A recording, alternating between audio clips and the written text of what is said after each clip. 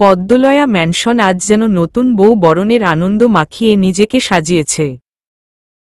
জমকালো লাইট আর বিভিন্ন ফুলের বাহারে অতিপরিচিত বাড়িটি যেন অচেনা অচেনা লাগছে। নীলা গাড়ি থেকে নেমে একদৃষ্টিতে জমকালো সাজে সজ্জিত এই ডুপ্লেক্স বাড়িটি দেখে যাচ্ছে। চোখে তার সীমাহীন বিস্ময়।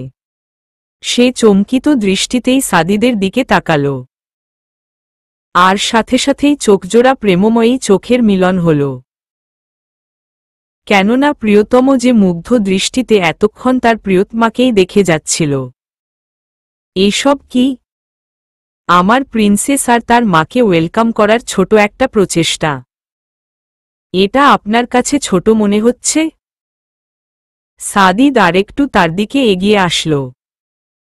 মেয়েকে এক হাতে বুকের সাথে আঁকড়ে ধরে অপর হাতটি দিয়ে নীলাকেও আলতো করে বুকে টেনে আনল। অতঃপর প্রিয়তমার কপালের একপাশে ছোট্ট করে আদুরে চুমু খেয়ে বলল, কমি। তোমাদের সামনে পুরো পৃথিবী এক করলে ও আমার কাছে কমই মনে হবে। আপনিও না। এত সব কখন করলেন? সবসময় তো আমাদের কাছাকাছিই ছিলেন। নিজে উপস্থিত না থেকে কি কাজ করা যায় না? ভিতরে চলো, তাহলেই দেখতে পাবে কাজের মানুষের অভাব আছে কিনা। নীলা আর প্রত্যুত্তর করল না। সাদিদের সাথে পা মিলিয়ে ধীরে ধীরে সদর দরজার দিকে এগিয়ে গেল। তাদের আর কষ্ট করে কলিং বেল বাজাতে হয়নি। নীলা সাদিদের হসপিটাল থেকে বের হবার খবর শুনেই সবকিছু প্রস্তুত ছিল। সবার হাতেই বর্ষর ফুলের ঝুড়ি। সাদিদ নীলাসহ মেয়েকে নিয়ে ভিতরে প্রবেশ করতেই সবাই একযোগে ফুল ছিটানো শুরু করল। শুধু এটাতেই তারা ক্ষান্ত হল না। সিলিং থেকে অনবরত লাল গোলাপের পাপড়ি পড়তে শুরু করল। ছোট্ট মেয়েটা বোধহয় আচমকা এমন তাণ্ডবে বিচলিত হয়ে পড়ল। তাই সাদিদ মেয়ের মাথায় তোয়ালে দিয়ে তার মুখটা নিজের বুকে লুকিয়ে সবার উদ্দেশ্য বলে উঠল, আচ্ছা আচ্ছা, অনেক হয়েছে।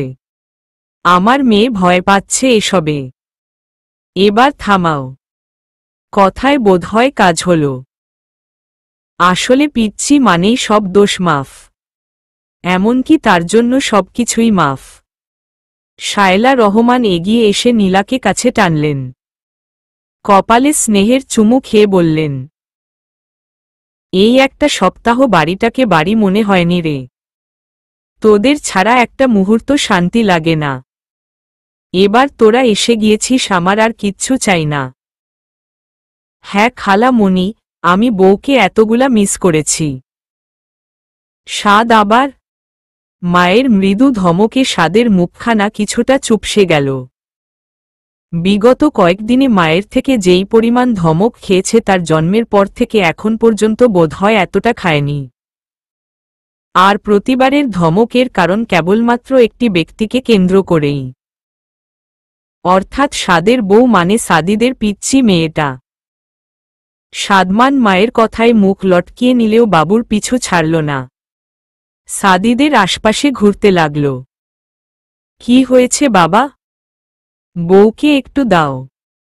কোলে নেই। সাদিদ তার কথায় মুখ টিপে হাসল। সাদের গালটা হালকা করে টেনে দিয়ে বলল, তুমি তো ছোট, নিতে পারবে? হ্যাঁ নিতে পারব। তুমি তো বড়, তারপরও বড় খালামণিকে কোলে নাও। তাহলে আমিও ছোট হয়ে ছোট বউকে নিতে পারব। সাদিদ বার কয়েক শুকনো কাশল। আর তানবীর তো পারলে হেসে খুন। বেশি হাসি পাচ্ছে তাই না? সাদ বাবা, তোমার তানবীর চাচ্চুকে কিছু বলবে না? কি বলবো? বলবো। সাদিদ তানবীরের দিকে তাকিয়ে ভ্রুজোড়া নাচাতেই তানবীর ভদ্র ছেলের মতো ঠিকঠাক হয়ে বসে গেল। নতুবা এই শাহেদনিধি দম্পতির পুত্র নমুনা এখনই ইজ্জতের ফালুদা করে দিবে। সাদিদ তানবীরের কাণ্ডে একপলক সেদিকে তাকিয়ে সাবধানে মেয়েকে সাদমানের কোলে দিল। সাদিদ ছেড়ো না, নতুবা এই ছেলে এখনই ফেলে দিবে। সাদমান মায়ের দিকে অসন্তুষ্ট দৃষ্টি তাকাল। মা কেন বারবার বউটার সামনে তাকে অপমান করছে এটাই তার বোধগম্য হচ্ছে না। সাদিদ মৃদু হেসে ছোট্ট মেয়েটাকে সাদের কোলে ধরে রাখল। কিন্তু পাকনার কি এতে পোষাবে? সে নিচুগলায় সাদিদের উদ্দেশ্য বলল, চাচ্চু বউয়ের সাথে প্রাইভেট কথা আছে তো। তুমি পাশে থাকলে কিভাবে হবে? সাদিদ বোধহয় এবার একটু জোরেই ধাক্কাটা খেল। জামাই তো তার শুধু ফাস্ট নয় বরং সুপার ফাস্ট। মেয়ের বাবার কাছেই নাকি মেয়ের পিছনে লাইন মারতে হেল্প চাইছে। এসব কি মানা যায়? তাই সেও একেবারে নিচু স্বরে ফিসফিসিয়ে সাদমানের কানে কানে বলে উঠল, জামাই, এত মানুষের মধ্যে প্রাইভেট কথাটা কি আর প্রাইভেট থাকবে? কিছুটা পাবলিকের আওতায় চলে আসবে না? হ্যাঁ হ্যাঁ, ঠিক বলেছ। এখন না বউ, আমরা পরে কথা বলবো। এখন বরং তুমি ঘুমাও। আমি তোমার মাথায় হাত বুলিয়ে দিচ্ছি। সাদমান নিজের ছোট্ট হাতগুলো দিয়েই তার থেকেও ছোট পিচ্চির মাথায় আদুরে হাত বুলিয়ে দিতে লাগল। ছোট্ট মেয়েটার চোখে ইতিমধ্যে ঘুম ঘুম ভাব থাকায় অল্প কিছু সময়ের মধ্যেই সে ঘুমিয়ে পড়ল। কিন্তু তার নাকটা বরাবরের মতোই লালচে দেখা গেল। কারণটা কি? জামাই নামধারী সাদমানের জন্য? নাকি অন্য কিছু সেটা তো ছোট পিচ্চিটাই ভালো জানে। সাদিদ ঘুমন্ত মেয়েটার দিকে তাকিয়ে মৃদু হাসল। একই সাথে সাদমানের দিকে তাকাতেই তার ঠোঁটের কোণের হাসিটা প্রসারিত হল। বাবা, বাবুকে এখন নিয়ে যাই? ঘুমিয়ে পড়েছে। শুইয়ে দিব। সাদমান যেন নীলার কথাটাতে ভীষণ মনক্ষুণ্ণ হল। নীলা তার দৃষ্টির অর্থ বুঝতে পেরে বলে উঠল, ঘুম থেকে উঠলে আবারও তোমার কোলে দিব। দেখব কতক্ষণ রাখতে পারো। খালামণি, you are great. Love you. সাদমানের কি হাসি! নীলা তার ঘন চুলগুলোতে হাত বুলিয়ে দিল। আমার লক্ষ্মী বাবাটা। দীর্ঘদিন পরে নিজেদের পূর্বেকার রুমটাতে এসে নীলার খুব ভালো লাগছে। খুঁটিয়ে খুঁটিয়ে সে সবগুলো জিনিস ছুঁয়ে দেখছে। যদিও তার এই রুমে খুব বেশি একটা দিন থাকা হয়নি, কিন্তু তারপরও এটা মানেই স্পেশাল। সাদিদ তার জীবনের দীর্ঘ সময় এই রুমটাতেই ব্যয় করেছে। তাই এটাতে যেন আলাদা তৃপ্তি। কেবলমাত্র নীলার শরীরের কথা ভেবেই এতদিন তারা নিচের রুমে ছিল। কিন্তু আজকে সরাসরি তারা 2 তলার দক্ষিণ পাশের রুমটাতেই উঠেছে। কি দেখছো এমন করে? সাদিদ নীলাকে পিছন থেকে আলতো করে পেট জড়িয়ে ধরে কাঁধে থুতনি রাখল। মুখটা হালকা ঘষতে ঘষতেই প্রশ্নটা করল। নীলা পিছন না ফিরেই স্বামীর উষ্ণ স্পর্শে আবেশে চোখ বন্ধ করল। নিচু স্বরে বলল, আমাদের রুমটা? এটা তো আগেও দেখেছ। দেখেছি, কিন্তু এখন কেমন যেন অন্যরকম লাগছে। হয়তো বা আর দেখব বলে আশা করেনি, তাই এমনটা লাগছে। নীলাঞ্জনা, আচ্ছা সরি। এত রেগে যান কেন? রাগ করার মতো কথা বললে রাগ করব না? নীলা নিঃশব্দে মুচকি হাসল। অতপর সাদিদের হাতের উপর নিজের হাতটা রেখে তার বুকে মাথা হেলিয়ে দিল। সাদিদ নিঃশব্দে একটা দীর্ঘশ্বাস ফেলে ক্লান্ত স্বরে বলল, এটাই তো পারো। রাগের কারণ ঘটিয়ে এসব করে পার পেয়ে যাও। নীলাও নিঃশব্দে ঠোঁট কামড়ে হাসল। ফাঁকি দেওয়ার কোনো চান্সই থাকে না। কেননা এই মানুষটা যে নীলার রন্ধ্রে রন্ধ্রে পরিচিত। একান্ত পরিচিত, কাছের মানুষ। মেয়ের নাম কি ঠিক করলেন? একান্তে কিন্তু নীরব মুহূর্ত কাটিয়ে নীলার তরফ থেকে এমন একটা কথা শুনে সাদিদ তার দিকে পূর্ণ দৃষ্টি নিক্ষেপ করল। তুমি বলো। আমি তো ভাবিনি। কেন? প্রিন্সেসের বাবা থাকতে এই কাজ আমি করলে প্রিন্সেস রাগ করবে না? সাদিদ আলতো করে নীলার কানের পিছনে ঠোঁট স্পর্শ করে আদুরে স্বরে বলল, এটা কেমন কথা? তুমি কি আমার প্রিন্সেসকে খারাপ বলে আখ্যায়িত করছো? না, সেটা নয়, কিন্তু আদরের দুলালি বললে অবশ্য খারাপ হবে না। সাদিদ এবার মৃদু স্বরে হাসল, বাহুবন্ধনী আরেকটু নিবিড় করে বলল, তোমার কি হিংসে হচ্ছে? হলেও কিছু করার নেই, মেয়ে আমার একটাই, তাকে আদর না করলে কাকে করব? নীলা কনুই দিয়ে আস্তে করে সাদিদের পেটে খোঁচা দিল। তারপর কণ্ঠে বেশ ভাবের সংমিশ্রণ নিয়ে বলে উঠল, আমার তো বয়েই গিয়েছে। আপনি আপনার আদরের দুলালিকেই নিয়ে থাকেন। যখন আমার আব্বা আসবে তখন দেখব কিভাবে আপনারা বাপবেটি জ্বলেন। আমাদের মাছেলেকে দেখবেন আর লুচির মতো ফুলবেন। নীলার কথায় কিঞ্চিত হাসির রাশ, কিন্তু সাদিদের মুখে হাসি লক্ষ্য করা গেল না, বরং তার মুখে গাম্ভীর্যের ছাপ। সে এবার সম্পূর্ণ প্রসঙ্গটাকে পাল্টে ফেলার জন্য বলল, আচ্ছা সেসব বাদ দাও, এখন বলো দেখি মেয়ের নাম কি ঠিক করলে? বললামই তো, আমি কিছু ঠিক করেনি, ইনফ্যাক্ট চেষ্টাও ছিল না। কেননা আপনি যে আছেন, এটা বললে হয়? আমার যেমন মেয়ে তোমার ও তো মেয়ে।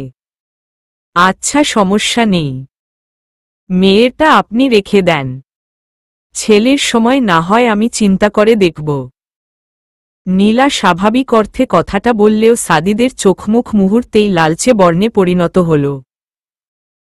সে নীলাকে পিছন থেকে ঘুরিয়ে সামনে আনল। আচমকা সাদিদের এমন রক্তলাল চোখ দেখে নীলা ভয়ার্ত দৃষ্টিতে তাকিয়ে সাদিদের গালে আলতো করে হাত রেখে চিন্তাপূর্ণ মনোভাবে বলে উঠল, এ কি, আপনাকে এমন দেখাচ্ছে কেন? আমরা আর কখনো বেবি নিব না পাখি। সাদিদের কথাটা নীলার ঠিক হজম হল না, তাই দ্বিধাবোধ নিয়েই সে পুনরায় প্রশ্ন করল, মানে? নীলাকে যতটাই চিন্তিত দেখাচ্ছে সাদিদ ততটাই স্বাভাবিক, তার মধ্যে চিন্তার কোনো ছাপ নেই। নীলার বুঝার সুবিধার্থে সে আবারও স্পষ্ট স্বরে বলল, তোমার কোল আলো করে আর কোনো প্রিন্স অথবা প্রিন্সেস আসবে না, আমাদের আর কোনো বাচ্চা হবে না। এসব কি বলছেন আপনি? যা শুনেছ তাই। কিন্তু কেন? নীলার চোখে মুখে মারাত্মক চঞ্চলতা, যেন সাদিদের এই কথাটুকু বিন্দুমাত্র বিশ্বাসযোগ্য নয়। সাদিদ কয়েক মুহূর্ত নীরব থেকে নির্নিমেষ নীলার মুখপানে তাকিয়ে রইল।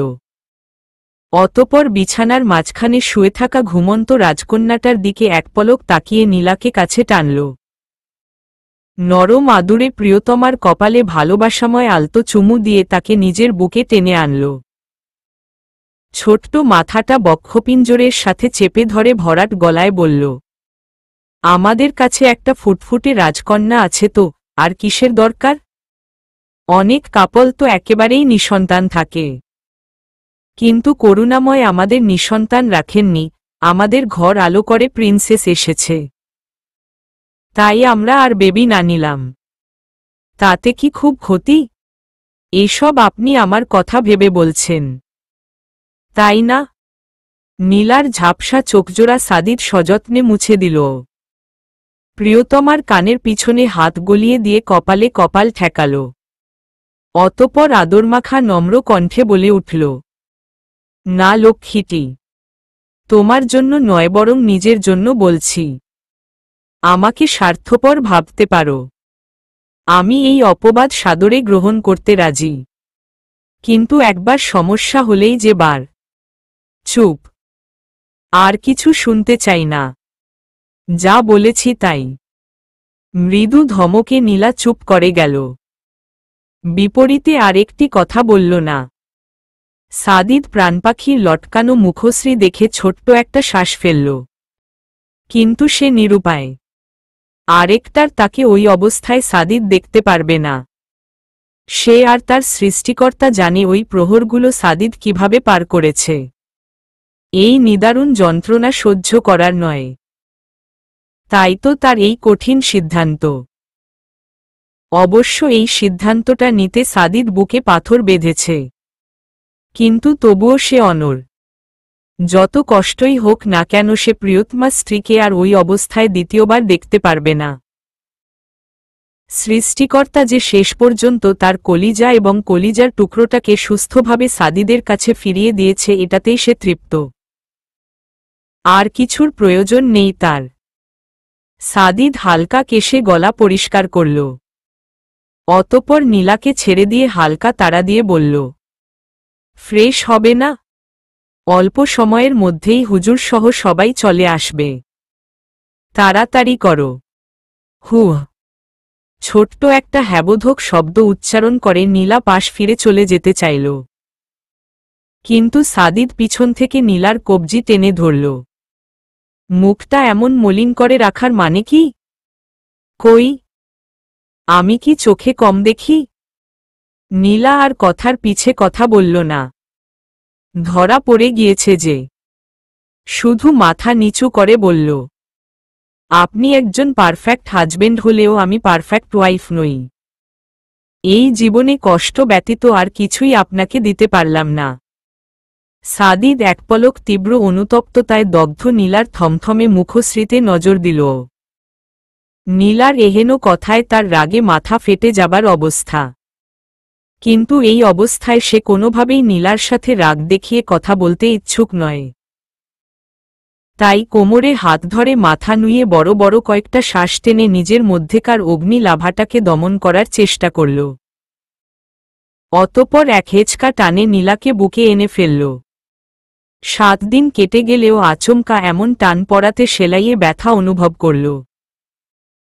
চোখমুখ কুঁচকে সাদিদের দিকে জিজ্ঞাসাসূচক চাহনিতে তাকাতেই সাদিদ অতি দ্রুত প্রিয়তমার অধৈর্যগোল নিজের মধ্যে নিয়ে নিল। স্থান সময় ভুলে পরম আবেশে দুইজোড়া ঠোঁটের উষ্ণ ভালোবাসা চলতে লাগল। 1 মিনিট, 2 মিনিট, অবশেষে ঠিক কত মিনিট পর সাদিদ তাকে ছাড়ল এটার হিসাব রাখা দেয়। কেবল ঘন নিঃশ্বাসের শব্দগুলোই বলে দিতে পারবে এর দীর্ঘ সময়কাল। নীলা এখনো মাথা নুইয়ে হাঁপিয়ে যাচ্ছে। ঘন ঘন শ্বাস টেনে সাদিদের দিকে তাকাতেই তার প্রবল নেশালো চোখজোড়ার সম্মুখীন হল। সাদিদ এগিয়ে আসল। নীলার মুখটা আজলাভরে ধরে নেশালো চোখে কয়েক পলক স্থির তাকিয়ে রইল। অতঃপর আবারও আলতো করে প্রিয়তমার রক্তলাল ঠোঁটজোড়াতে উষ্ণ চুমু খেল। ঠোঁটের কোণে ঠোঁট লাগিয়েই ঘন পুরুষালী স্বরে বলল, তোমার সাহস দেখে আমি অবাক হই নীলাঞ্জনা। এত সাহস তুমি কোথায় পাও? আমার প্রাণপাখির গায়ে এত বড় অপবাদ দেওয়ার আগে একটিবার আমার কথা ভাবলে না? আমি কিন্তু এসব মেনে নিব না। সাদিদ থামল। ঠোঁটে ঠোঁট রেখেই ডান হাতের তর্জনী আঙুলটা নীলার বুক বরাবর রেখে আবারও বলল, এই মেয়েটা আমার জীবনের তপ্ত বিকেলের একমুঠো হিমেল পরশ, বৃষ্টিস্নাত রাতের অতি উষ্ণ আদুরে ভালোবাসার পরশ। আমার কলিজার টুকরোটাকে এই পৃথিবীর আলো বাতাস দেখানোর অসামান্য রমণী সে পারফেক্ট নয় তো কে পারফেক্ট? আর তারপরও যদি তার মধ্যে কোনো ডিফেক্ট থাকে দেন আই ডোন্ট কেয়ার। সবকিছুর ঊর্ধ্বে গিয়ে আমি তাকে ভালোবাসি, প্রচণ্ড বেশি। নীলা স্তব্ধ, বাক্রুদ্ধ। তার জানার থেকেও বহুদূর এগিয়ে সাদিদ তাকে চায়, যেই চাওয়াতে নীলা ব্যতীত অন্য কারো নামনিশানা নেই। আর কে বলেছে সে কিছু দিতে পারেনি? দার্জিলিং, শ্রীমঙ্গলের আদুরে ভালোবাসার তুলনা কি কোনো কিছুর সাথে হয়? এই এক টুকরো ভালোবাসার জন্য যে সারা জীবন পথ চেয়ে বসে থাকলেও বৃথা যাবার নয়। এতক্ষণ মুগ্ধ হলেও শেষোক্ত সাদিদের ঠাট্টা ভরা লাজুকবানে নীলার গালো লালচে বর্ণে ছেয়ে গেল। নীলা তাকে নিজের থেকে সরানোর চেষ্টা করে যাচ্ছে, আর অপরদিকে সাদিদ ঠোঁট কামড়ে বাঁকা হাসছে। তাদের সম্পর্কটাই তো টকঝাল মিষ্টিতে পরিপূর্ণ। তাহলে কি শুধু আবেগভরা কথা দিয়েই চলবে? প্রিয়তমার লজ্জারাঙা মুখটা আরেকটা রাঙিয়ে তুলতে সাদিদ এবার তার কানের কাছে ঠোঁট ঠেকিয়ে ফিসফিসিয়ে বলল, তাই তো পথ চেয়ে বসে আছি।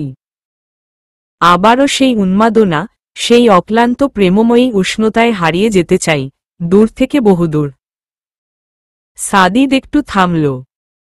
প্রিয়তমার নরম কানের লতিটা আলতো করে কামড়ে দিয়ে ঘন স্বরে আবারও বলল, যেখানে কেবল তার এবং আমার বসবাস, এবং অবশ্যই আমাদের তপ্ত ভালোবাসাগুলো।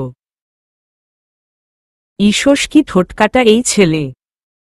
লজ্জায় নীলার দম বন্ধ হয়ে যাবার অবস্থা। সে মাথা না তুলেই সাদিদকে হালকা ধাক্কা দিয়ে সরাল এবং লজ্জাজনক পরিস্থিতি থেকে বাঁচতে কোনোমতে কাপড় নিয়ে ওয়াশরুমের দিকে ছুটল। কিন্তু যাওয়ার পূর্বে সাদিদের লোমকূপ খাড়া করা নির্লজ্জ বানের থেকে রক্ষা পাওয়া গেল না। কেননা ফাঁকা ঘরের মধ্যে তার পুরুষালী দুষ্টুস্বরটা এখনও ভেসে আসছে। আরে এখনই এত লজ্জা? আরও তো মাস দুয়েক সময় আছে, তখন না হয় লজ্জা পেলে মানাবে। তাই এই টুকটুকে আবিরগুলো তখনকার জন্য রেখে দাও, নতুবা সেই উন্মাদনায় রক্তিম আবিরের তীব্র অভাব অনুভব করবে। সাদমান মুখটাকে বাংলার পাঁচ করে বসে রয়েছে, আর বারবার আর চোখে নিজের পাশে ছোট্ট প্রাণটার দিকে তাকাচ্ছে। আর একই সাথে তার মায়ের উপর ভীষণ রাগ হচ্ছে। কেন তার কোনো গোলাপি রঙের কাপড় নেই? তার ছোট্ট বউয়ের সাথে সে ম্যাচিং করতে পারছে না। এই আফসোস সে কোথায় রাখবে? তানবীর শুরু থেকেই ছোট নবাবের মায়ের সাথে মন কোষাকষি দেখেছে, তাই তাকে মুখ ফুলিয়ে ছোট্ট মেয়েটার পাশে বসে থাকতে দেখে এগিয়ে আসল। সাদমানের শরীর ঘেঁষে বসতেই সাদ তীক্ষ্ণ চোখে তার দিকে তাকাল। এমনিতেই তার মেজাজ বড্ড তিরিক্ষি হয়ে আছে। সে চাচ্ছে না তানবীরের মতো দুষ্টু চাচ্চুটার সাথে কথা বলে মুডের 13টা বাজাতে। কিন্তু তানবীর কি এত ভালো মানুষ? সাদ পাত্তা না দিলেও সে একেবারে হুমড়ি খেয়ে পড়েছে। কিরে শালার ভাতিজা, মুখখান এমন পেঁচার মতন কেন? তোর পেঁচি কি তোকে ছ্যাঁকা দিচ্ছে নাকি? ছি চাচ্চু, তোমার ভাষা জঘন্য। হালার পুতো, তুই আগে আমারে কইতা কথা কইবার বেলা তোর উচ্চারণের সমস্যা কই যায়? এমনে তো আমার নামডার চালডাল ছাড়াই খিচুড়ি বানাস। চাচ্চু যাও এখান থেকে, তোমার বিশ্রী কথাবার্তা আমার শুনতে ইচ্ছে করছে না। এমনিতেই আমার মন খারাপ। কেন? প্রেমিকার লগে ম্যাচিং সেচিং করতে পারো না বইল্লা? চাচ্চু ডোন্ট কল হার প্রেমিকা, সি ইজ মাই লক্ষ্মী বউ। তানবীর যেন একটা বিষম খেল। এই ছোট্ট প্যাকেটের বিশাল বিশাল ধামাকাগুলো তার শরীর আর কুলিয়ে উঠছে না। সাদ রেগে চলে যাওয়া ধরতেই তানবীর তাকে টেনে কাছে আনল। চাচ্চু ছাড়ো। আরে ছোট্ট শরীরে এত রাগ কোথায় রাখস? শুন না, তোরে একটা বুদ্ধি দিতাম আইছিলাম। লাগবে না, তোমার পচা বুদ্ধি তোমার কাছেই রেখে দাও। আরে বেটা শুইন না তো দেখ, পরে চাচ্চুর গলায় ঝুলে নাচবি। সাদ বিরক্তিমাখা দৃষ্টিতে তানবীরের দিকে তাকাল, কিন্তু সে নিজের মতো ভাব নিয়ে বলতেই লাগল, পিঙ্ক তো মাইয়া গো কালার। তাই তো তোর প্রেমিকা না মানে তোর বউ গোলাপি পড়ছে। কিন্তু তোর বউ তো মাশাল্লাহ শুভ্র পরি।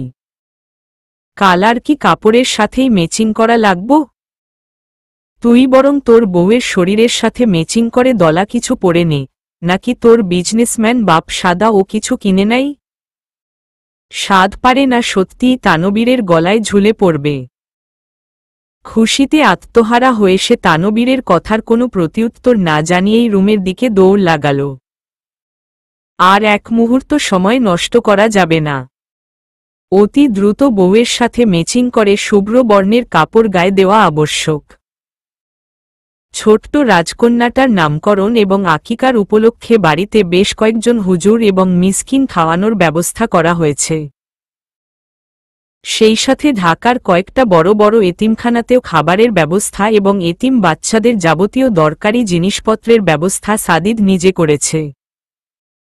সৃষ্টিকর্তা তার ঘরে যেই আলো পাঠিয়েছেন সে হিসেবে এসব যেন অতি তুচ্ছ।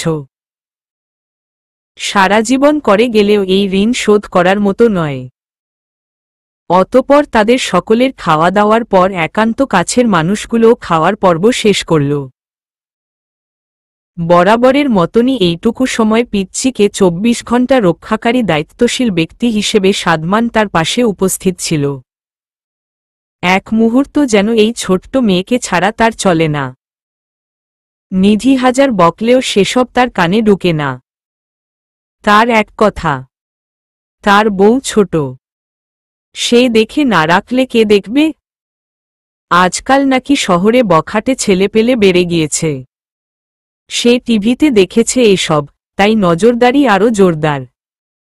পিচ্চি বউকে নিয়ে কোনোভাবেই রিস্ক নেওয়া যাবে না। ভাবা যায় এসব? বউ যার এখনো ডাইপার পরে, সেই বউকে নিয়ে বখাটেরা কি তার ন্যাপি চেঞ্জ করবে? সবাই আবারও এক দফা হাসাহাসি করল।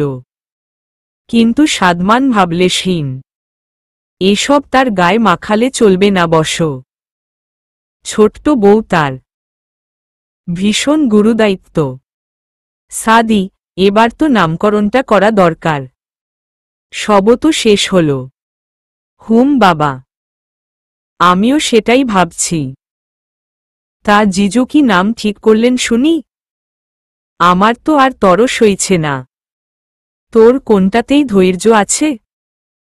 সবকিছুতেই তো অধৈর্যের বস্তা। আপনি আবারও শুরু করেছেন? আমি কিন্তু চলে যাব। যাইগা, তোরে কিতা আমি ডরাই? এই চুপ, আমার মেয়ের পিছনে লাগলে তোর খবর আছে।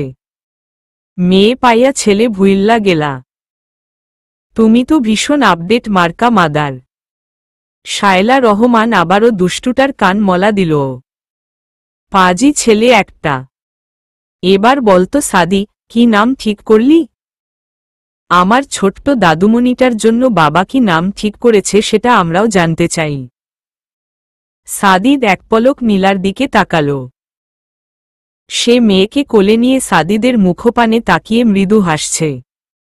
সাদিদ মেয়ে আর মেয়ের মায়ের দিকে এগিয়ে গেল। নীলা সোফায় বসা ছিল। সাদিদ সবার সামনেই হাঁটু গেড়ে মেঝেতে বসল। অতপর মায়ের কোলে থাকা নিজের আদুরে অংশটার কপালে বাবার স্নেহময় দীর্ঘ চুমু পড়ল। নিয়ানা। নীলা মুচকি হাসল। প্রশ্নের পূর্বেই প্রিয়তমার ভালো লাগাটা সাদিদ বুঝে নিল। অতপর সাদিদ নিজেও মৃদু হাসল। মেয়ের ছোট্ট হাতটা নিজের শক্তপোক্ত মুঠিতে নিয়ে আদুরে স্বরে ডাকল, প্রিন্সেস। পাকনা মেয়ে বাবার একডাকেই চোখ বড় বড় করে সাদিদের দিকে তাকাল। সাদিদ মুখে হাসি নিয়েই বলল, আমার প্রিন্সেসের নাম পছন্দ হয়েছে?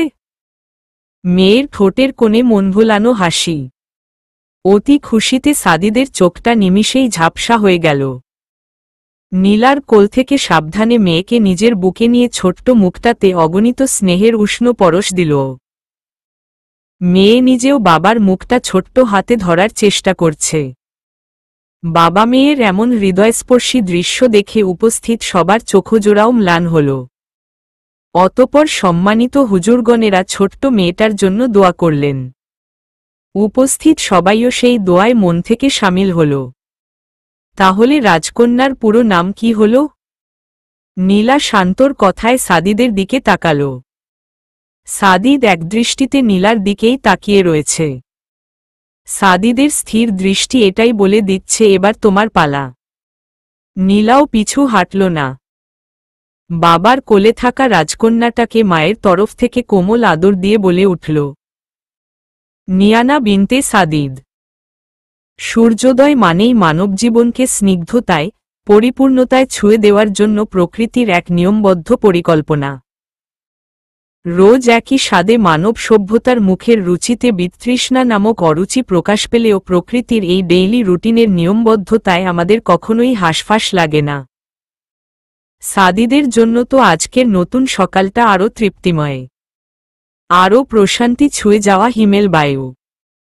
সে একদৃষ্টিতে তার জীবনের সুখের তরীর সাথে আষ্টেপৃষ্ঠে জড়িয়ে থাকা নিষ্পাপ এই দুটি মানবীর দিকে তাকিয়ে রইল, যার মধ্যে বিদ্যমান নিজের একান্ত ব্যক্তিগত এক রূপসী রমণী এবং তারই রূপের সমন্বয়ে সৃষ্টি এক অনবদ্য নিষ্পাপ প্রাণ। থাই গ্লাসের আলো নিবারক ক্ষমতা ছাপিয়ে সকালের উষ্ণ কিরণ ছোট্ট মুখটায় এসে পড়তেই তার কপালে ছোট্ট দুইটা ভাঁজ পড়ল। মুখটা অপ্রত্যাশিতভাবে অনেকটাই বিরক্তিমাখা হয়ে উঠল। এ যেন সাদিদেরই প্রতিচ্ছবি। কপালে ভাঁজ, বিরক্তিমাখা চোখমুখ। কলিজার টুকরোটা নিজের অজান্তেই সাদিদের ছোট্টবেলাটাকে চোখের সামনে তুলে ধরাতে সে ঠোঁট কামড়ে হেসে ফেলল। মেয়েকে টেনে নিজের কাছে আনতে উদ্ধৃত হতেই অধৈর্য মেয়েটা নিজেই মায়ের বুকে মুখ লুকিয়ে নিল। মায়ের শরীরের তীব্র ঘ্রাণ আর উষ্ণতায় নিমিষেই যেন ছোট্ট পেটের ইঁদুর দৌড়াদৌড়ি শুরু করল। চোখ বন্ধ রেখেই ছোট্ট মুখটা আস্তে করে মায়ের বুকে ঘষতেই নীলার ঘুম হালকা হয়ে এলো। মেয়েকে আস্তে করে নিজের কাছে আরেকটু টেনে নিয়ে ছোট্ট প্রাণটার পেটের খিদে নিবারণে দায়িত্বশীল মায়ের কর্তব্য পালনে লেগে গেল। সময় মানুষকে কতটা পরিবর্তন করে দেয়, তাই না? একসময় ঘুমন্ত নীলাকে কোলে নিয়ে সাদিদ পুরো বাড়ি একবার টহল দিয়ে ফেললেও তার খবর থাকত না। আর সেই নীলাই নাকি এখন মেয়ের আলতো পরশে গাঢ় ঘুম থেকে জেগে যায়। সেটাও রাতে এতবার ঘুম ভাঙার পরও। মাতৃত্বে মেয়েদের কতটাই না পরিবর্তন করিয়ে দেয়। বাবার আদরের দুলালি তখন নিজের অংশের কাছে দায়িত্বশীল মা। যেই মা হাজারো কষ্ট বুকে চেপে সন্তানের মুখে হাসি দেখতে চায়, তাতে বাবার আদরের অবুঝ প্রিন্সেস হয়ে থাকার সময় কোথায়? নীলা ঘুমন্ত চোখেই মেয়ের মাথায় আলতো করে ঠোঁটযুগল ছুঁয়ে দিল। হঠাৎ সামনে চোখ পড়তেই সাদিদকে এমন করে একদৃষ্টিতে তাকিয়ে থাকতে দেখে কিছুটা ভরকে গেল। কিন্তু পরমুহূর্তেই নিজেকে সামলে নিয়ে তার উদ্দেশ্য প্রশ্ন করল, কখন উঠেছেন? সাদিদ নিঃশব্দে মৃদু হাসল। অতঃপর বাম হাতের উপর নিজের শরীরের ভর দিয়ে নীলার দিকে এগিয়ে আসল।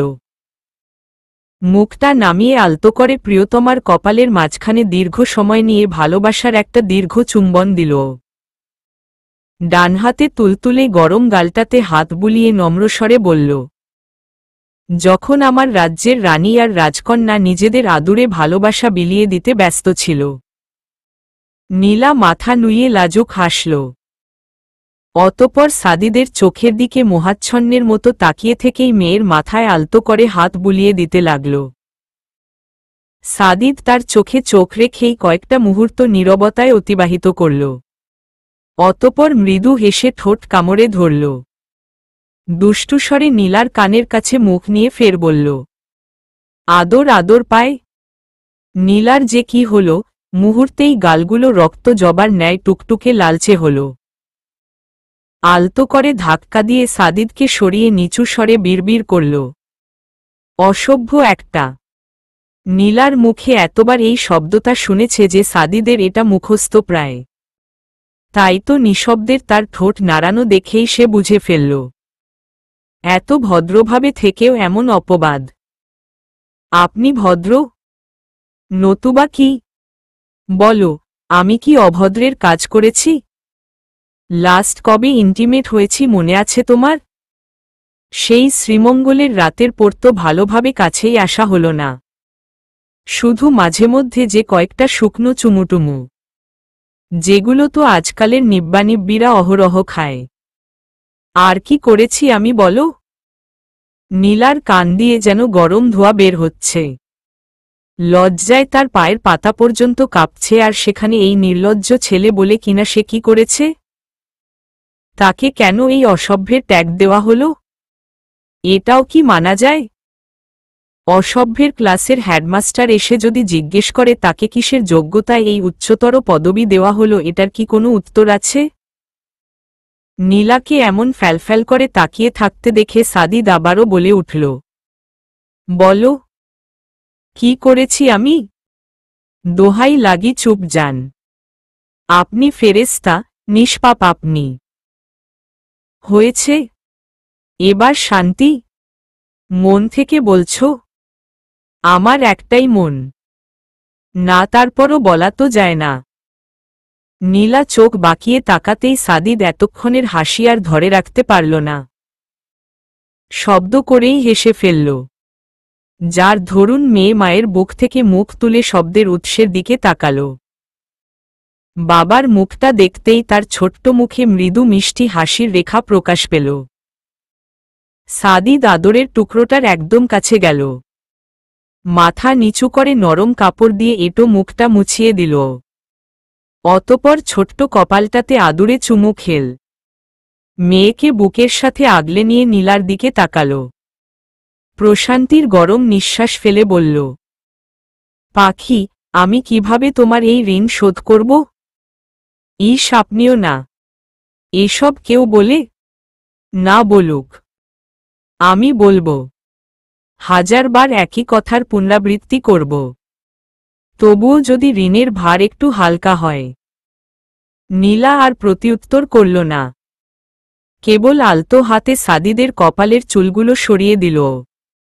দুইজনেই আবারও নিঃশব্দের চোখাচোখির প্রেমে মজল। মা বাবা নিজেদের প্রেমে এতই বিভোর যে পিচ্চি মেয়ে যে জাগ্রত সেদিকে তাদের খেয়াল নেই। দুইজনের ধ্যান তখন ভাঙল যখন মেয়ে নিচুগলায় হাঁচি দিল। সাদিদ নীলা দুজনই মেয়ের মুখের দিকে তাকাল। ছোট্ট হাতগুলো দিয়ে সে তখন নাকের উপর থেকে বাবার উন্মুক্ত বুকের বক্ষরং সরাতে ব্যস্ত। নীলা তা দেখে ফিক করে হেসে ফেলল। সাদিদ চোখ রাঙিয়ে তাকাতেই সে দ্রুত ঠোঁটের উপর আঙুল চেপে ধরল। সাদিদ মেয়েকে দুইজনের মাঝখানে আস্তে করে শুইয়ে দিল। মেয়ের ছোট্ট শরীরটাকে আলতো করে জড়িয়ে নিয়ে বলল, আমার আম্মাটা। অতপর বাপ মেয়ে নিজেদের খুনসুটিতে লেগে গেল। নীলা একদৃষ্টিতে এই মধুময় দৃশ্য দেখল। তাদের আপাতত কারো দিকে খেয়াল নেই। নীলা যেন নিঃসন্দেহে তাদের মধ্যে তৃতীয় ব্যক্তির ভূমিকা পালন করছে। কিন্তু তাতে নীলার বিন্দুমাত্র আফসোস নেই, বরং সে তৃপ্ত, ভীষণ আনন্দিত। ঠক ঠক ঠক দরজার মৃদু আওয়াজে সাদিদ নীলা দুজনই শব্দের উৎসের দিকে তাকাল। নীলা মাথা উঁচিয়ে দেয়াল ঘড়ি দেখল। কেবলমাত্র সকাল হয়েছে। এত সকালে তাদের দরজায় কে? পারতপক্ষে এই বাড়ির কেউই খুব বেশি প্রয়োজন ছাড়া এত সকালে কারো দরজায় আসে না। এতদিনে নীলা তাদের এই অভ্যাসটার সাথে ভালোভাবেই পরিচিত। তার উপর আবার ছোট্ট পিচ্চিটা এখন আছে। ডাকার তো আরও চান্স নেই। তাহলে? কিন্তু সাদিদ এতসব নিয়ে ভাবল না, কেবল শব্দের উৎসটার দিকে মনোযোগী হল। অতপর ধীরে ধীরে তার ঠোঁটের কোণ প্রসারিত হল। সে মেয়ের গালে আলতো করে আঙুল বুলিয়ে হাসি চেপে বলল, যাও, গিয়ে দরজা খুলো। মেয়ে জামাই এসেছে তো? মানে? আরে স্বাদ এসেছে। নীলা চোখ বাঁকিয়ে তার দিকে তাকাল। মেয়ের জন্মের পর থেকেই সাদিদকে এই বিষয় নিয়ে নীরব থাকতে দেখেছে। নীলা বরাবরই এটা নোটিশ করেছে। কিন্তু কেন? সেই কারণটা আজকেও জানা হল না। কিন্তু সাদিদকে কোনোরকম আওয়াজ ছাড়াই দরজার পিছনের মানুষকে চিনে ফেলতে দেখে নিজের মধ্যেকার উৎকণ্ঠাটা চেপে রাখতে পারল না। খানিকটা বিস্ময় নিয়েই বলল, কিন্তু আপনি কিভাবে বুঝতে পারলেন? সাদিদ মৃদু হাসল। অতপর রহস্য উদ্ঘাটনে লাগল। ভালোভাবে খেয়াল করো। শব্দের আঘাতটা দরজার একেবারে নিচের দিকে হচ্ছে। আর এত নিচে সেই আঘাত করবে যার উচ্চতা কম। আর আমাদের বাড়িতে এমন উচ্চতার কে আছে? এবার নীলাও হেসে ফেলল। সত্যি, আপনি পারেনও বটে। নীলা দরজা খুলতেই ঘুমঘুম চোখে সাদের চাপাস্বরের অভিযোগ, খালামণি এত লেট কেন? সেই কখন থেকে ডাকছি। সরি বাবা। নীলা ডানকানের লতি ধরল। সাদ আরেকবার হাত দিয়ে চোখ কচলে নীলার দিকে তাকিয়ে মৃদু হাসল। অর্থাৎ তার মন গলে গিয়েছে বোধ হয়। কিন্তু পরমুহূর্তেই আবারও চাপাস্বরে বলে উঠল, বউ উঠেছে? কে বউ? বলেই নীলার তৎক্ষণাৎ মনে পড়ল, তার পিচ্চি মেয়ে তো ইতিমধ্যেই কারো পাতানো বউ। নীলা মৃদু হাসল। হুম, উঠেছে। সাদমান যেন খুব খুশি হল। সে নিজেই নীলাকে সাইড কাটিয়ে ফাঁক দিয়ে চলে আসল। নিজেই দরজাটা চাপিয়ে দিয়ে গলা নামিয়ে বলল, মায়ের চোখ ফাঁকি দিয়ে এসেছি, প্লিজ বলো না। নীলা দ্রুত হ্যাবোধক মাথা নাড়াল। হাসি পেটে চেপে রাখতে ভীষণ কষ্ট হচ্ছে, কিন্তু এই মুহূর্তে সাদের সামনে হাসলে তার রেগে যাবার মারাত্মক সম্ভাবনা, তাই না হাসাই শ্রেয়। সাদ ছোট্ট ছোট্ট পা ফেলে সামনে এগিয়ে গেল। সাদিদ যে পাশে শুয়ে আছে তার অপর পাশের ফাঁকা জায়গা দিয়ে বিছানায় উঠল। ছোট্ট মেয়েটার দিকে তাকিয়ে মৃদু হাসল এবং কণ্ঠে বিষয় মায়া নিয়ে সাদিদের থেকে পারমিশন নিল। বউকে ধরি। একটুখানি পিচ্ছি ছেলেই যেন ইতিমধ্যে ছোট্ট প্রাণটার উপর সাদিদের আধিপত্য বুঝে গিয়েছে। তাই সাদিদ হালকা হেসে উত্তর দিল, হুম ধরো। সাদমান খুব খুশি মনে ছোট্ট নিয়ানার বাম হাতটা আলতো করে নিজের মুঠিতে নিল। একটু জড়িয়ে ধরি? আচ্ছা। সাদ এবার পূর্বেকার চেয়ে দ্বিগুণ খুশি হল। ছোট্ট নিয়ানাকে পারে না তার ছোট্ট বুকের মধ্যে ঢুকিয়ে নিতে। অপরদিকে নিয়ানা ইতিমধ্যে লালচে ঠোঁটগুলো ফুলিয়ে বাবার দিকে তাকিয়ে আছে। চোখগুলোও হালকা ঝাপসা, মানে যে কোনো মুহূর্তে নোনা জলের আনাগোনার তীব্র সম্ভাবনা। বউকে একটা চুমু খাই? সাদমান আবারও হাসিমুখে হ্যাবোধক উত্তরের অপেক্ষায় সাদিদের মুখপানে তাকিয়ে রয়েছে। আর মেয়ে তো এখন যেন কেঁদেই ফেলবে। সাদিদ পড়েছে মহা বিপদে। না এদিক যাবে না ওদিক। নীলা পাশে দাঁড়িয়ে মিটিমিটি হাসছে। সাদিদের চোখ তার উপর পড়তেই সে চোখ রাঙানি দিল। তাকে এমন বিপদের মধ্যে দেখে হাসা হচ্ছে। নীলা কোনোভাবে মুখ চেপে ধরল। এদের কাণ্ডে কোন দিন না জানি তার পেট ফেটে যায়। বাবা, চুমু না দিল হয় না? একটু চুমু খেলে কি হবে? মানে ছোট্ট মানুষ তো, দাঁত ব্রাশ করেনি। তাহলে দাঁত ব্রাশ করিয়ে দাও। মানে সাদ তার বউকে চুমু খেয়েই ছাড়বে। সাদিদও নিরুপায়। একদিকে মেয়ে অপরদিকে ভাতিজা। মেয়ের কান্নার আগাম মুহূর্তের মুখের দিকে তাকিয়ে সাদিদ হঠাৎ একটা সিদ্ধান্ত নিয়ে ফেলল। এতে মেয়ের মনও রক্ষা পাবে আর ভাতিজাও তাকে ভুল বুঝবে না। ছোট্ট মানুষের তো দাঁত থাকে না বাবা। তাহলে তো আরও ভালো। এবার চুমু দিই? তুমি বরং তাকেই জিজ্ঞেস করো যাকে চুমু খেতে চাও। মানে চাচ্চু? প্রিন্সেসকেই জিজ্ঞাসা করো। বউ তো কথা বলতে পারে না। সেটাও ঠিক। তাহলে কথা বলা অবধি অপেক্ষা করলে কেমন হয়? সেটা তো অনেক দূর। আমি এতদিন অপেক্ষা করতে পারবো না। এখনই চুমু খাবো। বলতে দেরি নেই আর তার চুমু খেতে দেরি নেই। সাদিদ নীলা দুজনই স্তব্ধ। এই পিচ্চিগুলোর ব্রেইন তো দেখা যাচ্ছে সুপারফাস্ট। সাদের চোখে মুখে বিজয়ের হাসি। ছোট্ট নিয়ানা ফলে উঠা ঠোঁট আরও ফুলিয়ে দিল। পাতলা ঠোঁটগুলো তিরতির করে কাঁপছে। সাদ এতক্ষণ হাসিমুখে থাকলেও নিয়ানার মুখ এমন অন্ধকার করে রাখতে দেখে তার হাসিমুখটা নিমিষেই চুপসে গেল এবং ধীরে ধীরে তাতে বিরক্তের স্পষ্ট আভাস ফুটে উঠল। ছোট্ট সাদ এটা বুঝে উঠতে পারে না তার আদরে এই পিচ্চির সমস্যা কোথায়। এমনিতে তো বেশ ভালোই হাসিখুশি থাকে। কেবলমাত্র সে কাছে আসলেই তার যত মারাত্মক মারাত্মক পচা সমস্যা দেখা যায়। চাচ্চু তোমার মেয়ে এমন কেন? কেমন বাবা? আমি কাছে আসলে এমন ঠোঁট ফুলিয়ে ফেলে। এসব কিন্তু আমার একেবারে পছন্দ নয়। আমি এসব টলারেট করব না। খালামণি, মেয়েকে সময় থাকতে বুঝিয়ে দাও। ছোট্ট মুখটা রাগের তোপে হালকা লালচে হয়ে গিয়েছে। সাদমান রাগ নিয়েই বিছানা থেকে নেমে গেল।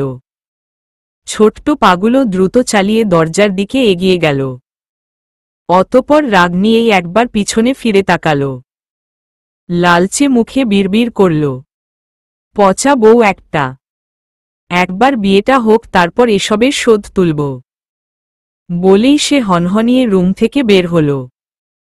তার কথাটা অবশ্য উপস্থিত কারো কানেই পৌঁছাতে পারল না।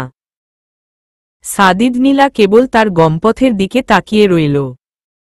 তারা হাসবে নাকি অন্য কিছু করবে সেটা বুঝে উঠতে পারল না। সাদিদ মুখ ঘুরিয়ে মেয়ের দিকে তাকাল। ছোট্ট মেয়েটা অভিমানে মুখ ফিরিয়ে নিয়েছে। তখন কেন বাবা থাকতে ওই বেয়াদবটা তার সাথে অভ্যতামি করল সে এটাই বুঝে উঠতে পারছে না।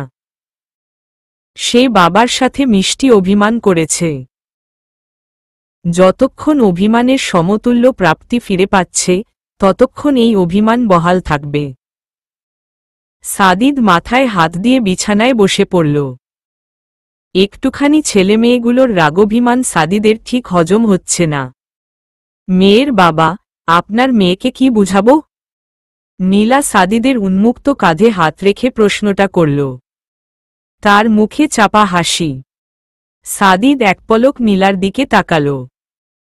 অতপর একসময় সেও মাথা চুলকে ঠোঁট কামড়ে হেসে ফেলল।